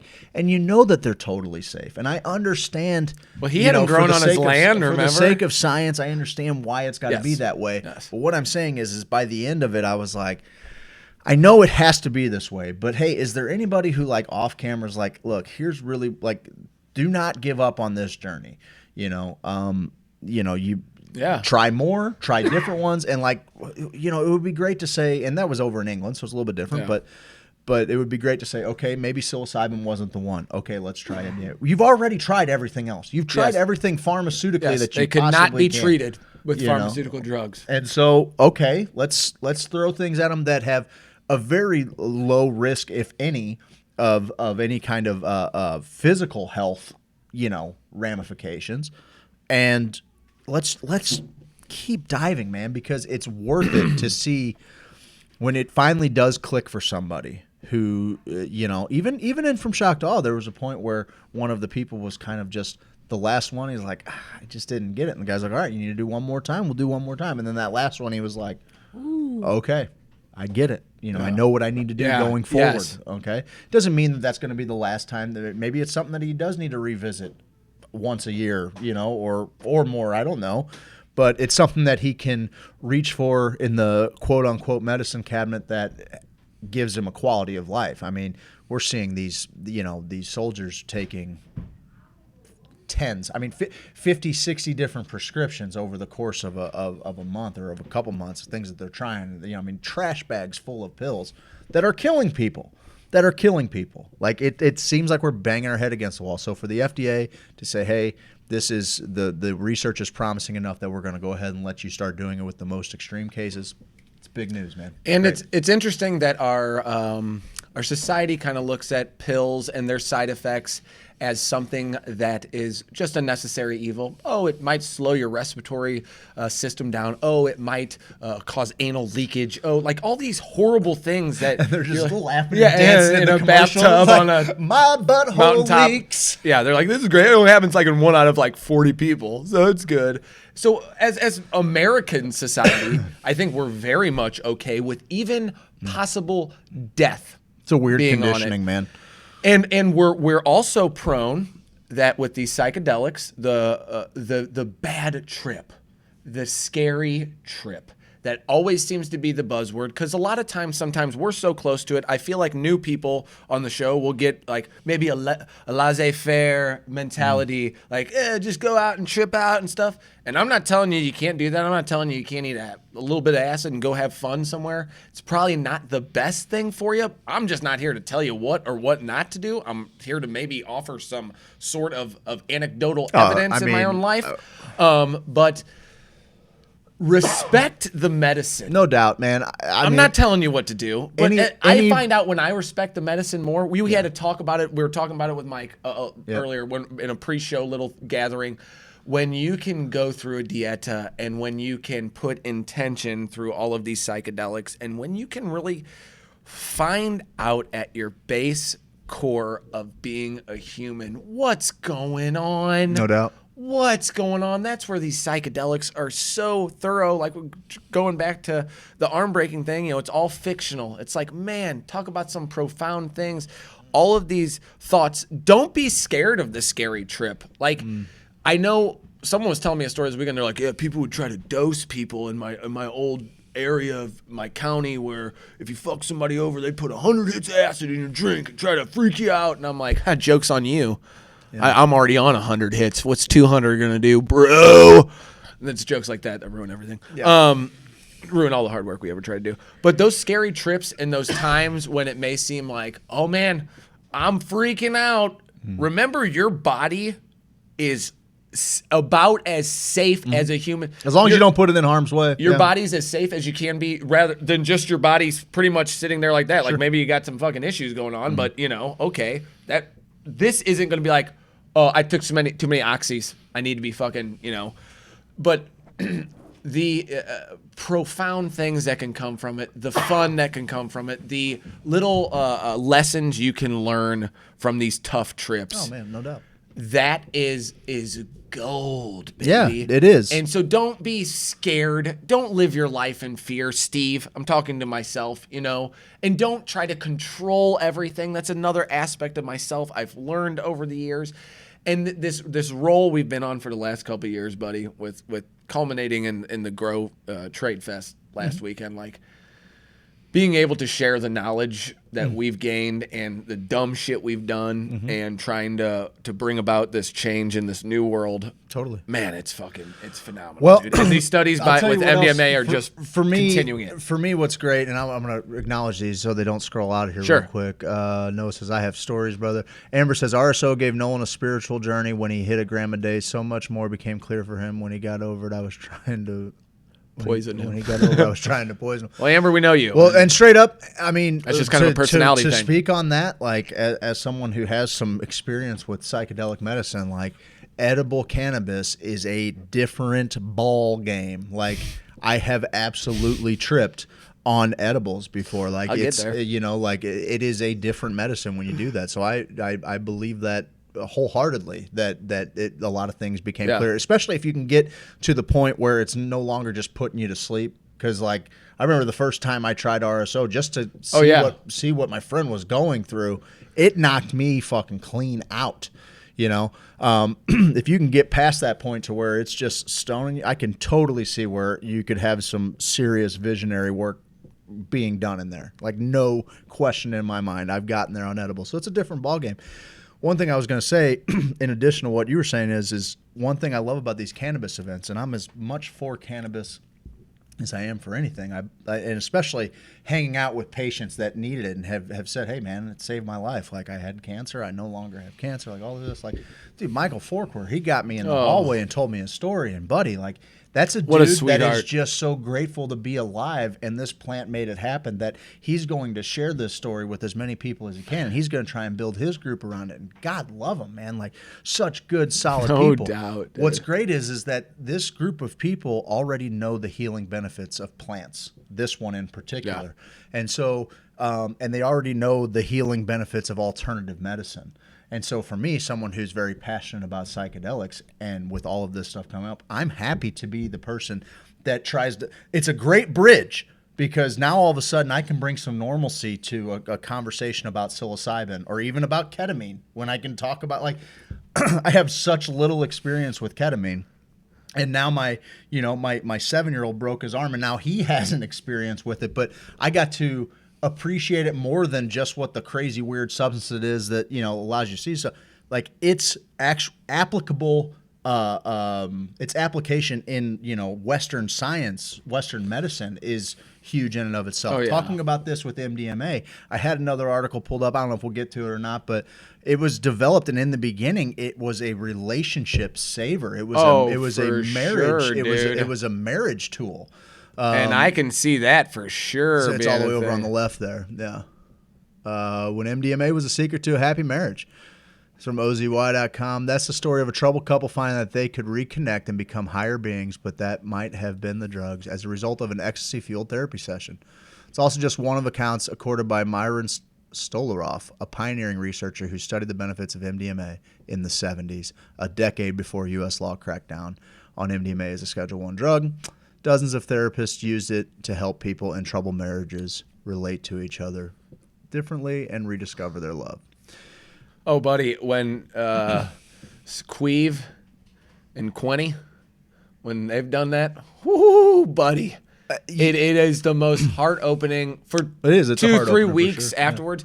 The ability to be able to say what you think would usually maybe like, I can't think of the right way to say this, or your emotions come pouring out of you, and it's receptive, and it's this give and take that lasts a while afterwards. Now, you got to put in the practice afterwards. Like, no doubt. Hopefully it teaches you a few lessons that you Well, can it gives put you a into practice. baseline, right? Yes. Like, it's one of those things where, when you're able to have that heart-opening, experience, and then you wake up from it, you're kind of inherently more patient, and you're reminded, it's fresh on your brain that the things that make you happy about being with your partner, about being alive, about, that is MDMA. little things, like you things listen I love. to, you know how much I talk about Aubrey Marcus on here, Rick Doblin, all those guys.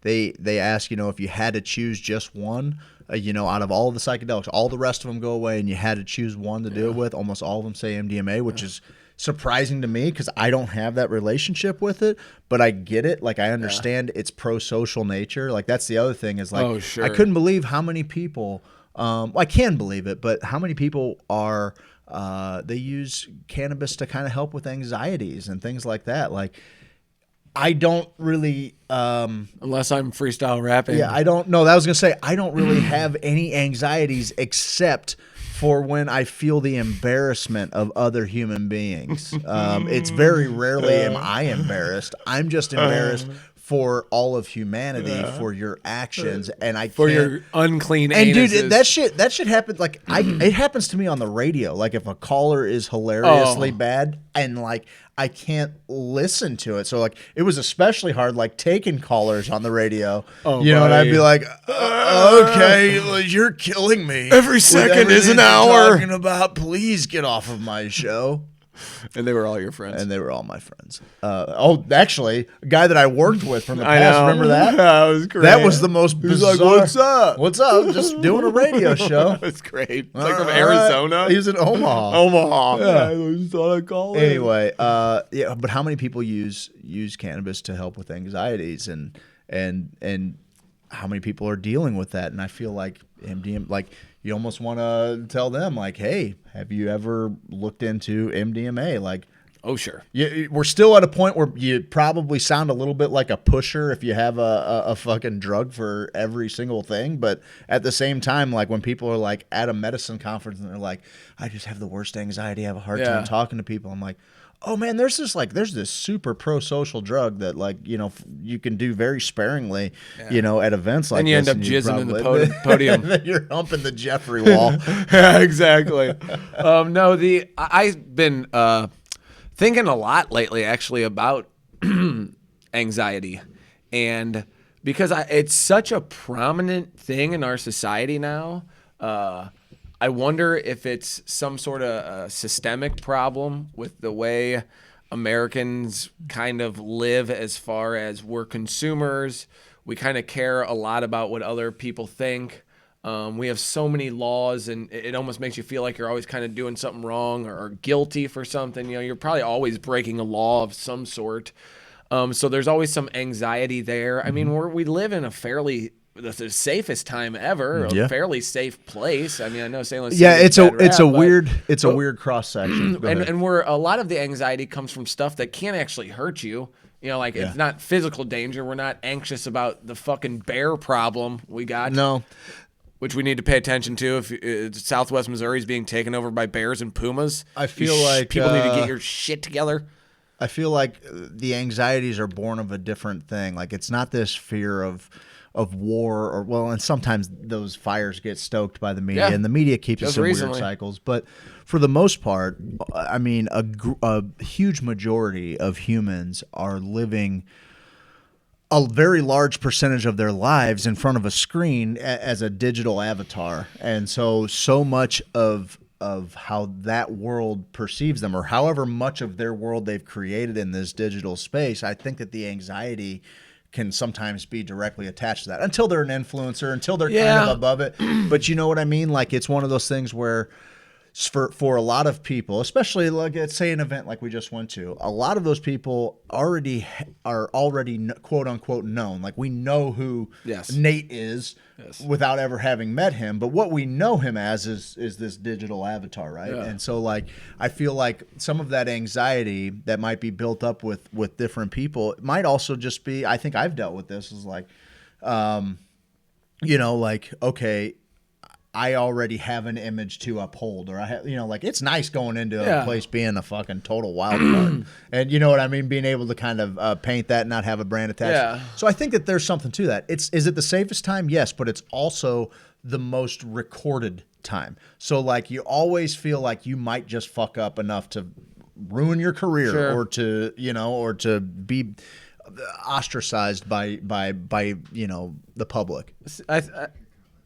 I think sometimes that gets blamed a little too much, though, the social media aspect of it. I know the social media aspect for like the kids is a huge deal. My dad found a strain in the medical form in the legal state of Florida that apparently helps with indigestion even. Why not one plant for everything if you can find the right strain to do it?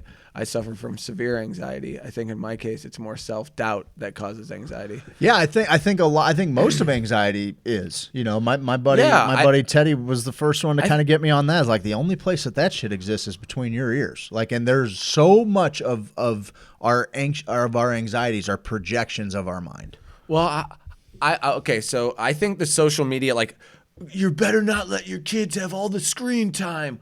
I've always kind of not like encouraged screen time or said, hey, you can have as much screen time as you want. I'm a guy who's like, take a break, but I don't feel like that's as big of a boogeyman as everybody makes it out to be, because I just see where we're going, and they're going to they're like, oh, you kept your kid off his phone for 3 hours a day when he was a kid. Well, now they're born in this incubator with a screen that's flashing images, that's making their brain grow better. Like, we're heading towards a real weird place with technology. Yeah. I think my own personal theory of anxiety is the lack of a lot of really meaningful jobs and meaningful things that you can do full time. We're at this point where we're almost ready for the machines to take over, the UBI, the universal base income, because we have so many jobs that are, I'm either doing the same thing as a machine is doing and they're getting ready to replace me, or they're going to take my job to another country, which in America, that's our problem. A lot of places, like I know my wife's place, they're just continually, every week, more and more jobs being sent overseas. So when you can find some real meaning in your job, I think that is huge. And then if you're not so bogged down with work that you can still find time to be like, oh, I get 8 fucking hours of volunteering a week. If you tell someone they got to do 8 hours of volunteering a week, they're like, holy fuck, that's another job. A lot of people, because we work so fucking hard for a lot of things that don't necessarily matter in the long run, And I know everybody's job fucking matters, but we're in an age where they're finding jobs for people. Yeah, they're like, we got to find a job for this person. We're hiring more people. And this person's not really doing their job. They're on Facebook half the day. Mm-hmm. So now it's 3 people kind of doing the job of one. None of them are really being fulfilled all day. They got to work in this space with fucking weird lighting and closed off from everyone, and you got to dress a certain way. And like, I just wonder how much of our anxiety comes from our the workforce and workplace that we have in place for us now. Well, I think there's a lot of it, but I also think that, we're naive to yes, so much is going to be replaced by automation. It already is, but we are also right now capitalizing on seriously cheap labor around the world. So like there's this kind of the clothes. Yeah. Oh, for sure. All of the clothes. Yes, for sure. All of the clothes. And that's kind of what I'm getting at, is like there's kind of these 2 races that are going on. Like there's the race of the machines, and then there's also like this race of true free market liberation throughout the globe, which is definitely progressing a lot slower than the machines. And maybe it'll get to a point, but like what is the benefit of putting an automated warehouse in a place where labor's only fucking 13 cents an hour?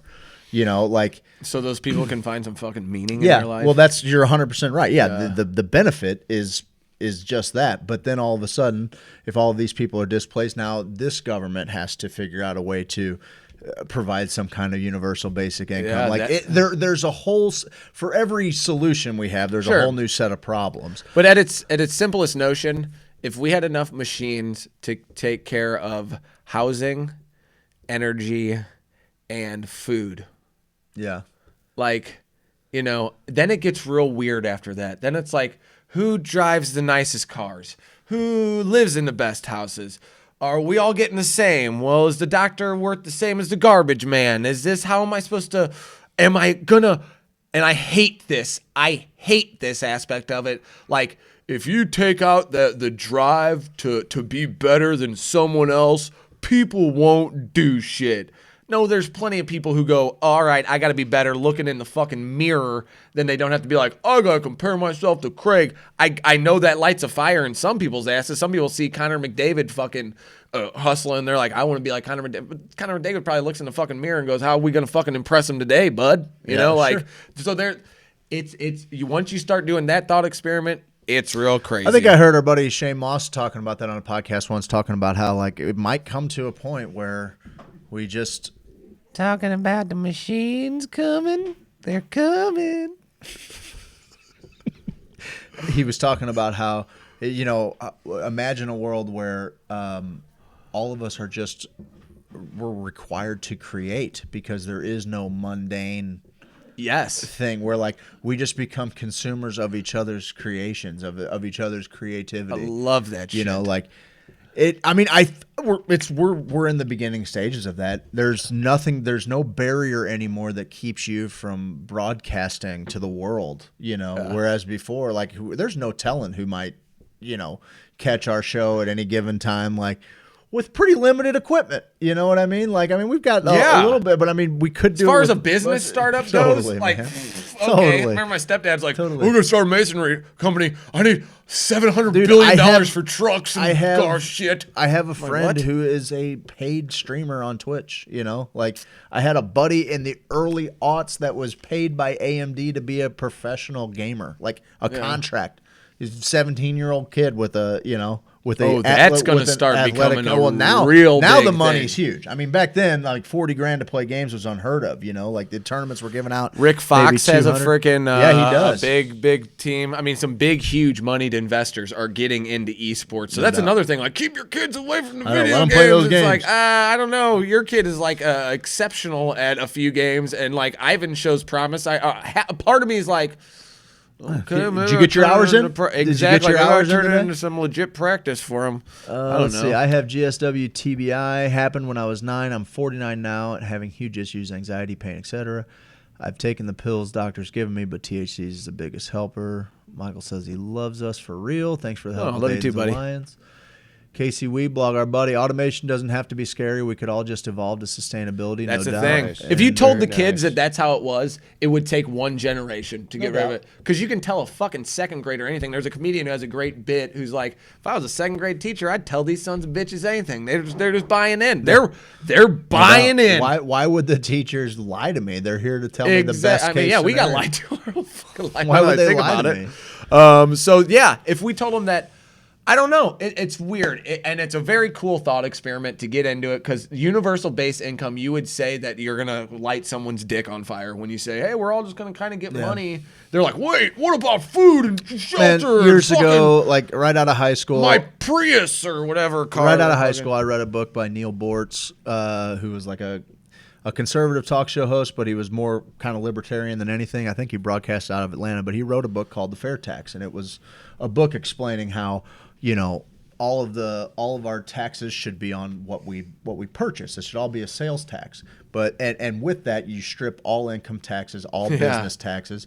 The tax that you pay on goods is, you know, I think it's like 21% or something. 20. I might. Have that would be what you pay on. But we're at 8 or 9 right everything now. is built in. Employment taxes, income, all of that stuff is stripped away. So the cost of producing goods is So that's like drastically lower. if you spend anyway, more- it's a lot more. Yeah, basically you pay more. You keep what you earn, and then you know what you spend is what you're taxed on.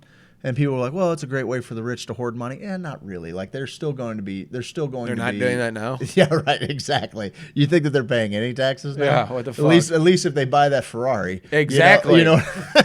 They're not gonna For buy all those shit. all those toys. Anyway, Doors it that is open it is like actually this. it is actually really fascinating to me when I was younger, and there are some holes to be shot in it. It's my favorite idea. Like consumption tax is my favorite idea of taxation because I just don't you can't give me a good enough reason why you should tax my income arbitrarily or my property that I've already paid for Fuck that arbitrarily. You know, like fuck you tax me if I die, for Christ's That's sake. how much they need to make the all of that, system like, work. It's just insane. Anyway, I don't want to get off on a tax tangent, but the point is, the UBI could actually be in the fair tax. It provided for a UBI that covered your monthly essentials, basically, Gotcha. groceries. You know, anything you make on top of like that? a $1,200 stipend or something a month. But you know, Social Security goes away, things like that go away. But you're provided with a stipend to kind of cover the cost of basic goods. And I'm like, oh, that kind of makes sense. Like a UBI can make sense as long as we're giving something up. Like right now, we're accruing debt like It doesn't make sense. I have a super ominous outlook for, What maybe can it really has to all happen? crash. Maybe it just has to all crash and burn. What crashes though? That's a figment. Well, here's the thing: if we It's made a number, it's made up. If we made a, What's it? 29 trillion. It's not that high. Yeah, it's just over 20. But Oh, well, yeah, the 29 would be Yeah. insane. the trillion wasn't even like a fucking number 10 years ago. No, it's still not. And now it's like trillions a year. It's fucking. Get the fuck on. So I am a bad parent for letting my kids watch bad movies like Scary Movie. Pretty sure it was character building. They have more Facebook friends than me and Snapchat pros. They turned out fine. Parenting 101. Scary Movie is one of the best movies ever. Great meeting you all. Print. So good for the soul. Jenny feels the same. It'd be a dream come true. All right, maybe hit him with a commercial and Craig's Tushy video. And we come we'll back go with to streaming We'll picks. show you my review of the Tushy. We'll go to a commercial. We'll come back, give some streaming picks. We'll wrap this week up and tell you how much we love you. We'll see you on the other side of the break, guys. Stick around. Oh, Merry Christmas. We were trying to figure out what the best thing I could give this family was. And one of the things that is often overlooked is man's desire for the cleanest anus on the planet. So I figured what better way to give that to my family than to get a new Tushy. So we got this little deal here. It's got controls, got the spa, we got warm water, we got a bum wash, we got a nozzle wash. Not even really sure what that is. We can crank up the temperature. I think we can adjust the head so that it's hitting different parts. I wanted to, I've not experienced this yet. And so I figured what better way to experience this than with all of you. So Merry Christmas to everybody. I hope that you find your anus quite clean. Let's see what this Tushy thing's all about. All right. Turn the pressure all the way to the side. All the way? Yeah. Okay. I think so. Mrs. got an idea how this thing already works. I do not. So maybe we could get up in here, get close ups. Do I need to move my head or something? Yeah, it's a little graphic. It's a little graphic. Here we go, guys. All the way to the side. Here's to clean buttholes.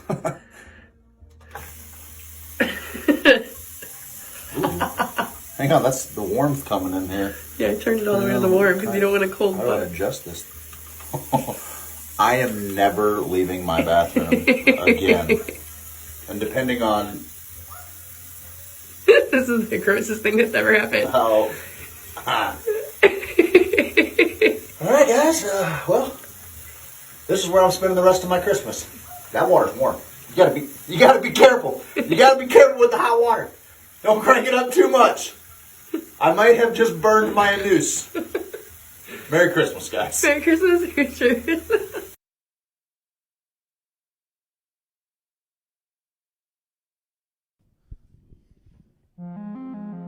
James Carlton Insurance 314-961-4800.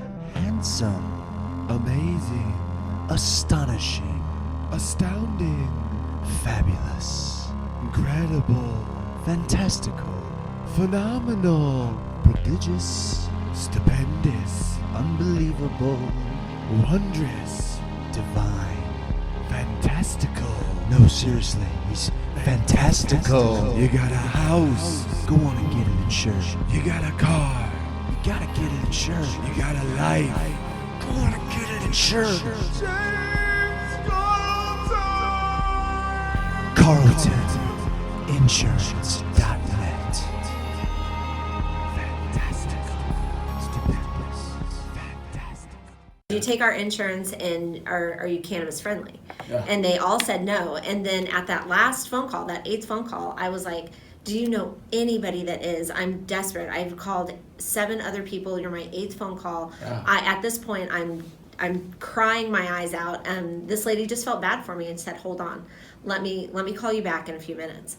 And they called me back and they said that they would take him, but under a certain amount of conditions. And the main condition was that if they felt that cannabis was not working for him, then they would take him from us and put him in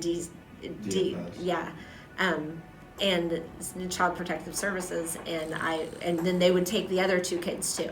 Oh. Because they were both underage. Then and we would be charged with child endangerment. So they'd go to federal prison. Yeah, we would go to federal prison.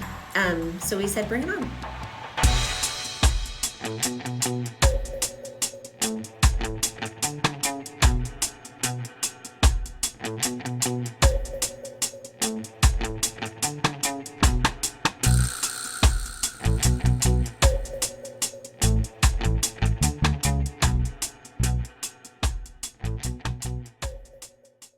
Come to Privilege, I got good fries.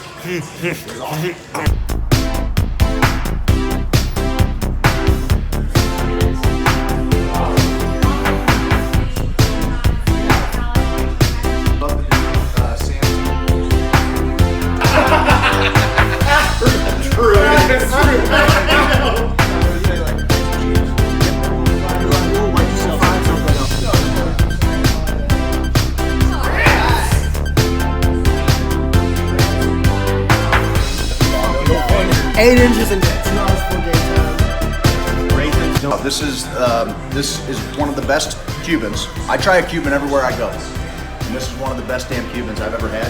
And we've got a little white cheddar mac here with a little cracker mac. Life changing, incendiary. Everywhere I go, I try the Cuban. This time I didn't. I got the grilled cheese bacon burger.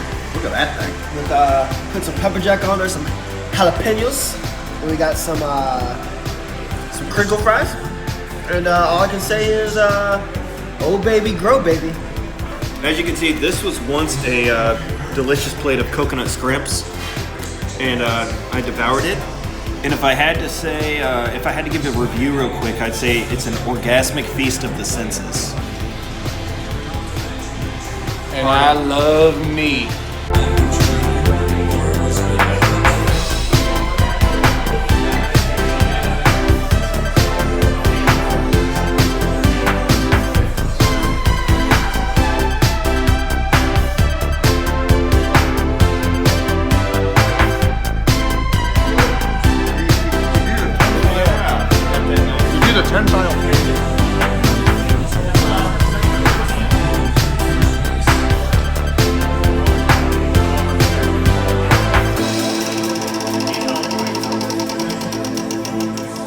See ya at Truman's, guys.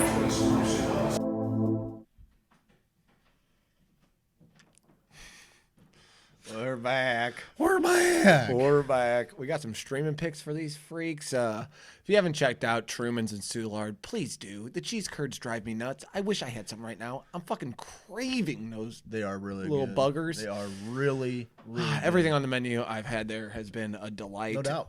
James Carlton took care of the little accident we were just in. He's just a gem, and being able to have him as a guide through that was friggin' awesome. So thank you, James Carlton and Lifetime Roofing. Roof. Anything you need done with your house, interior, exterior, they will point you in the right direction. They're a great place to start. LifetimeSTL.com. Just go Google it. Go Google them. They're phenomenal. You got some streaming picks. You do? Yeah, I do. I got one of my favorite ones of all time. Let's sing them in. We like movies, so do we. We like internet, so do we. It's the streaming picks of the week. It's the streaming picks of the week. It's the streaming picks of the week. We like the internet too.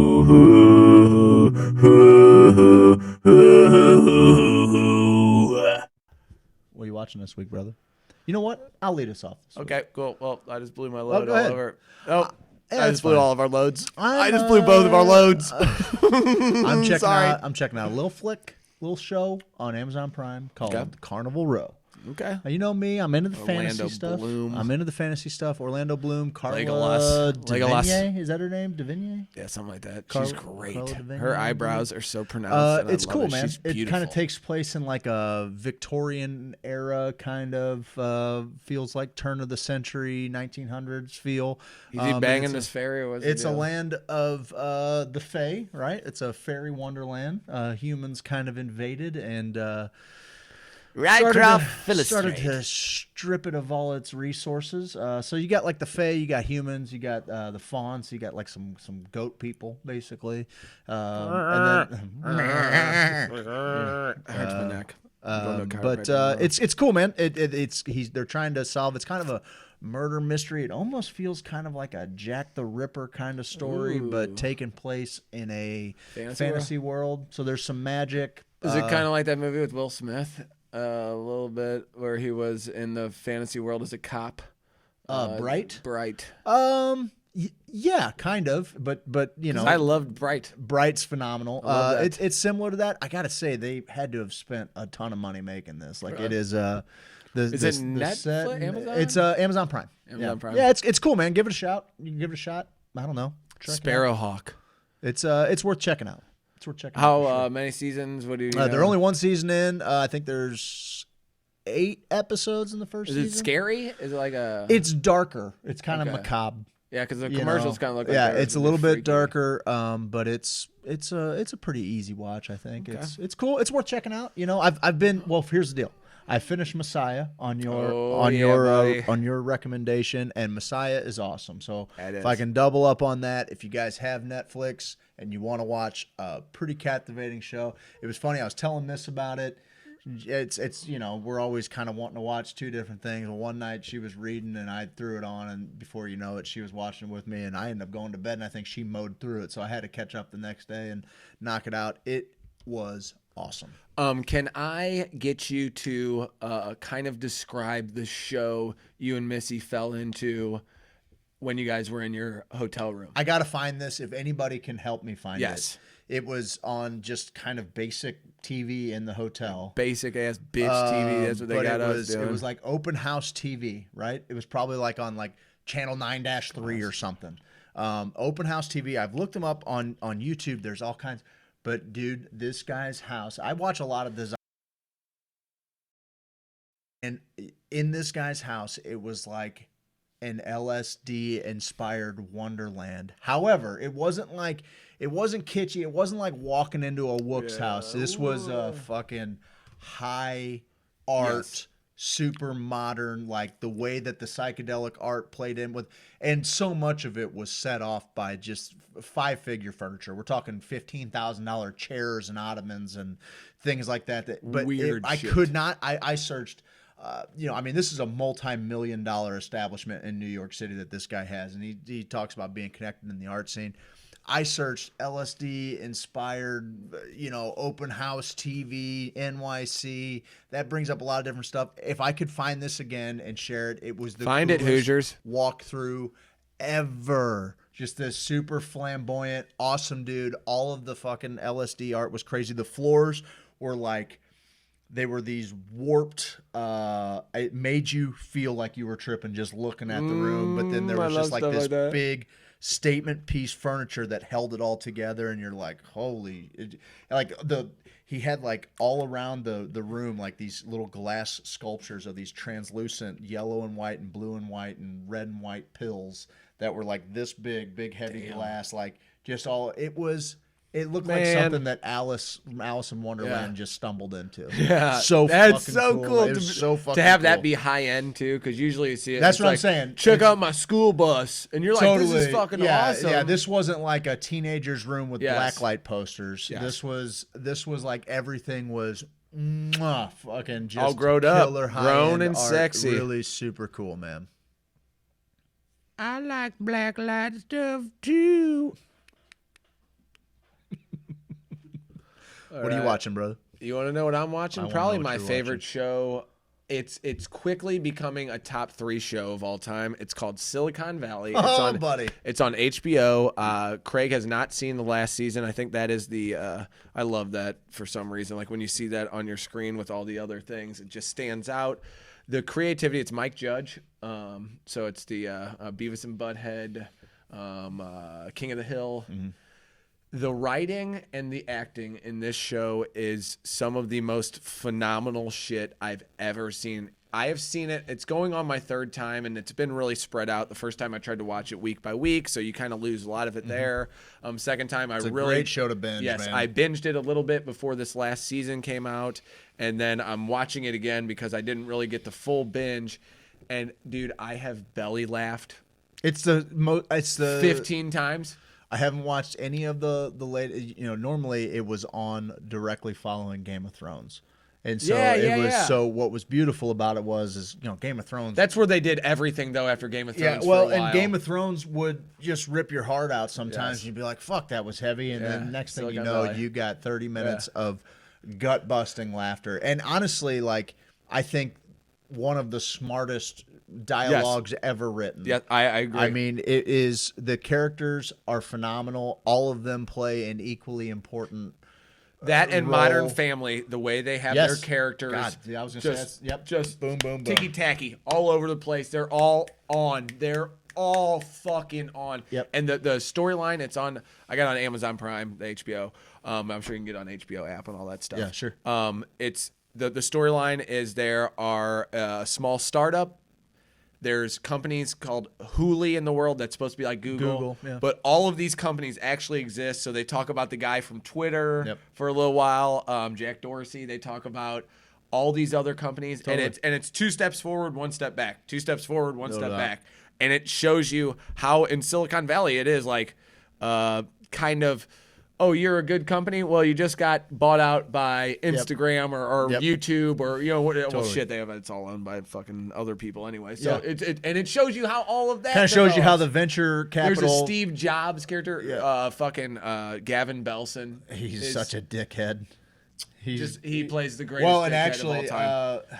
Jin Yang is one of my favorite characters, and Jared. Jared and Jin Yang go down No as doubt. 2 of my favorite. Even characters. Ehrlich, man, Ehrlich in Ehrlich the was beginning prime.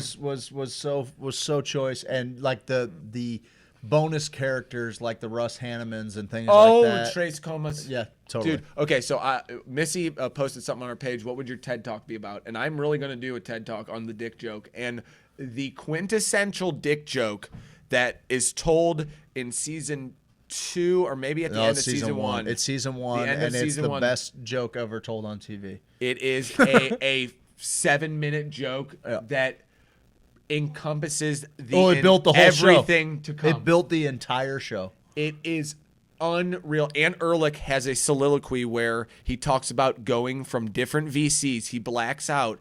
And it's just this, they're in the valley and all these VCs, you got to get your idea in, and are they going to fund you? And it's all, fear of missing out. If this guy's talking to Craig and Craig has this app, well, I got to get to Craig before that guy gets him. And so he talks about how he plays all these people like throughout the day. He's showing up at this restaurant and just laughing with people and then getting out. But the whole time he goes, I'd go into the bathroom, jerk off a little. I don't come.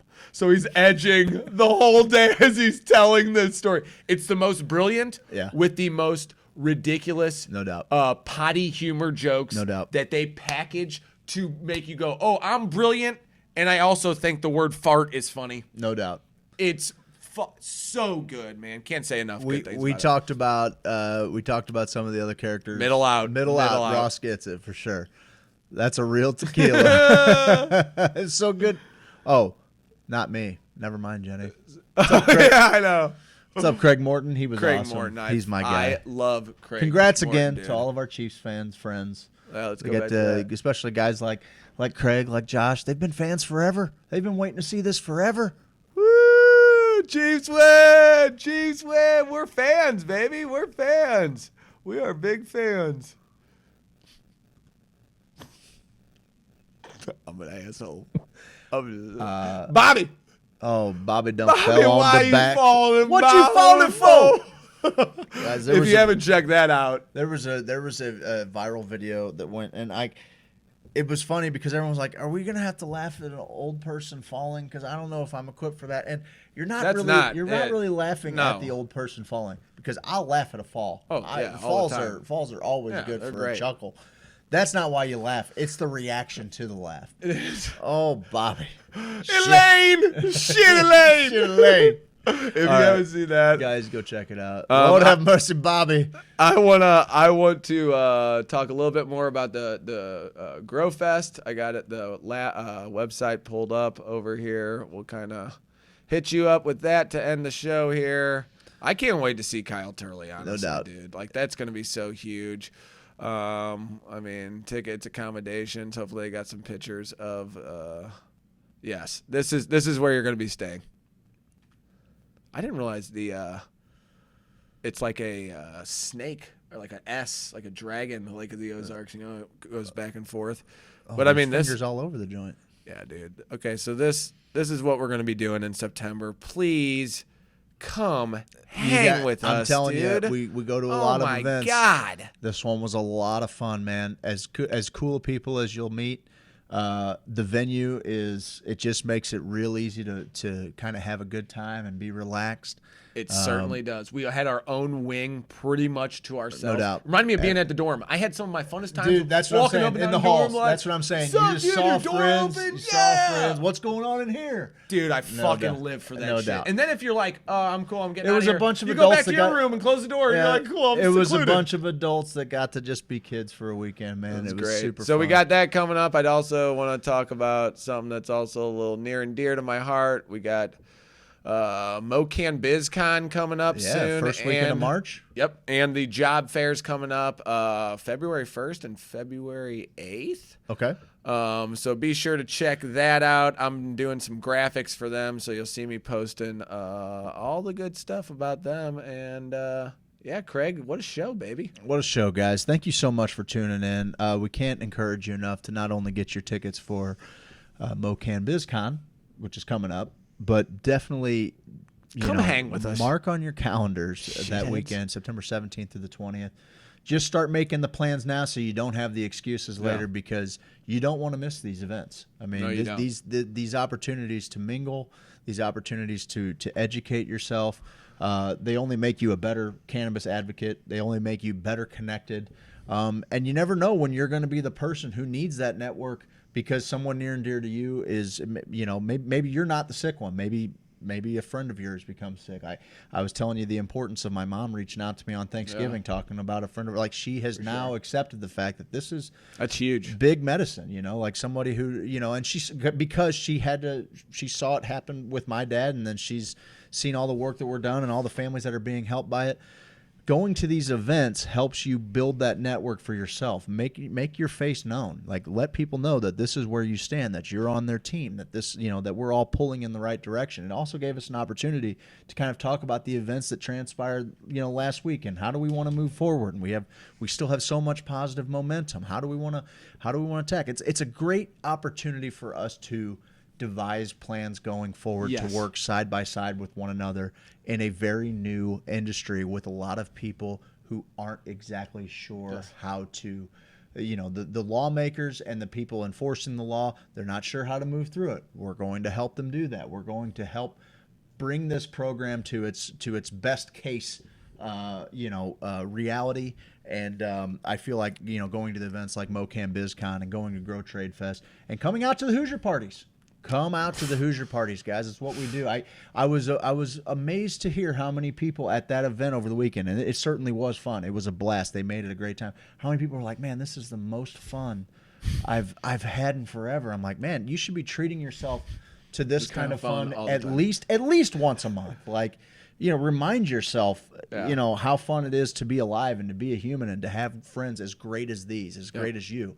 It's so important, I used Kyle, we haven't forgot about you either. We're talking about those events. Our buddy, Kyle, I believe George, Nolan, and Michelle, all the shit George, you guys are doing. Making a call. George made a call to the prosecuting attorney, just trying to ask the questions like, why? Why are we still prosecuting?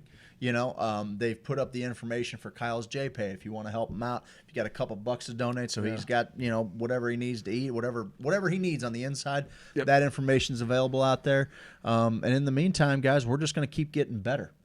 It's going to keep getting better and remind you that I think our best case selves are realized at these events where we feel the love of everyone around us, right? Yep.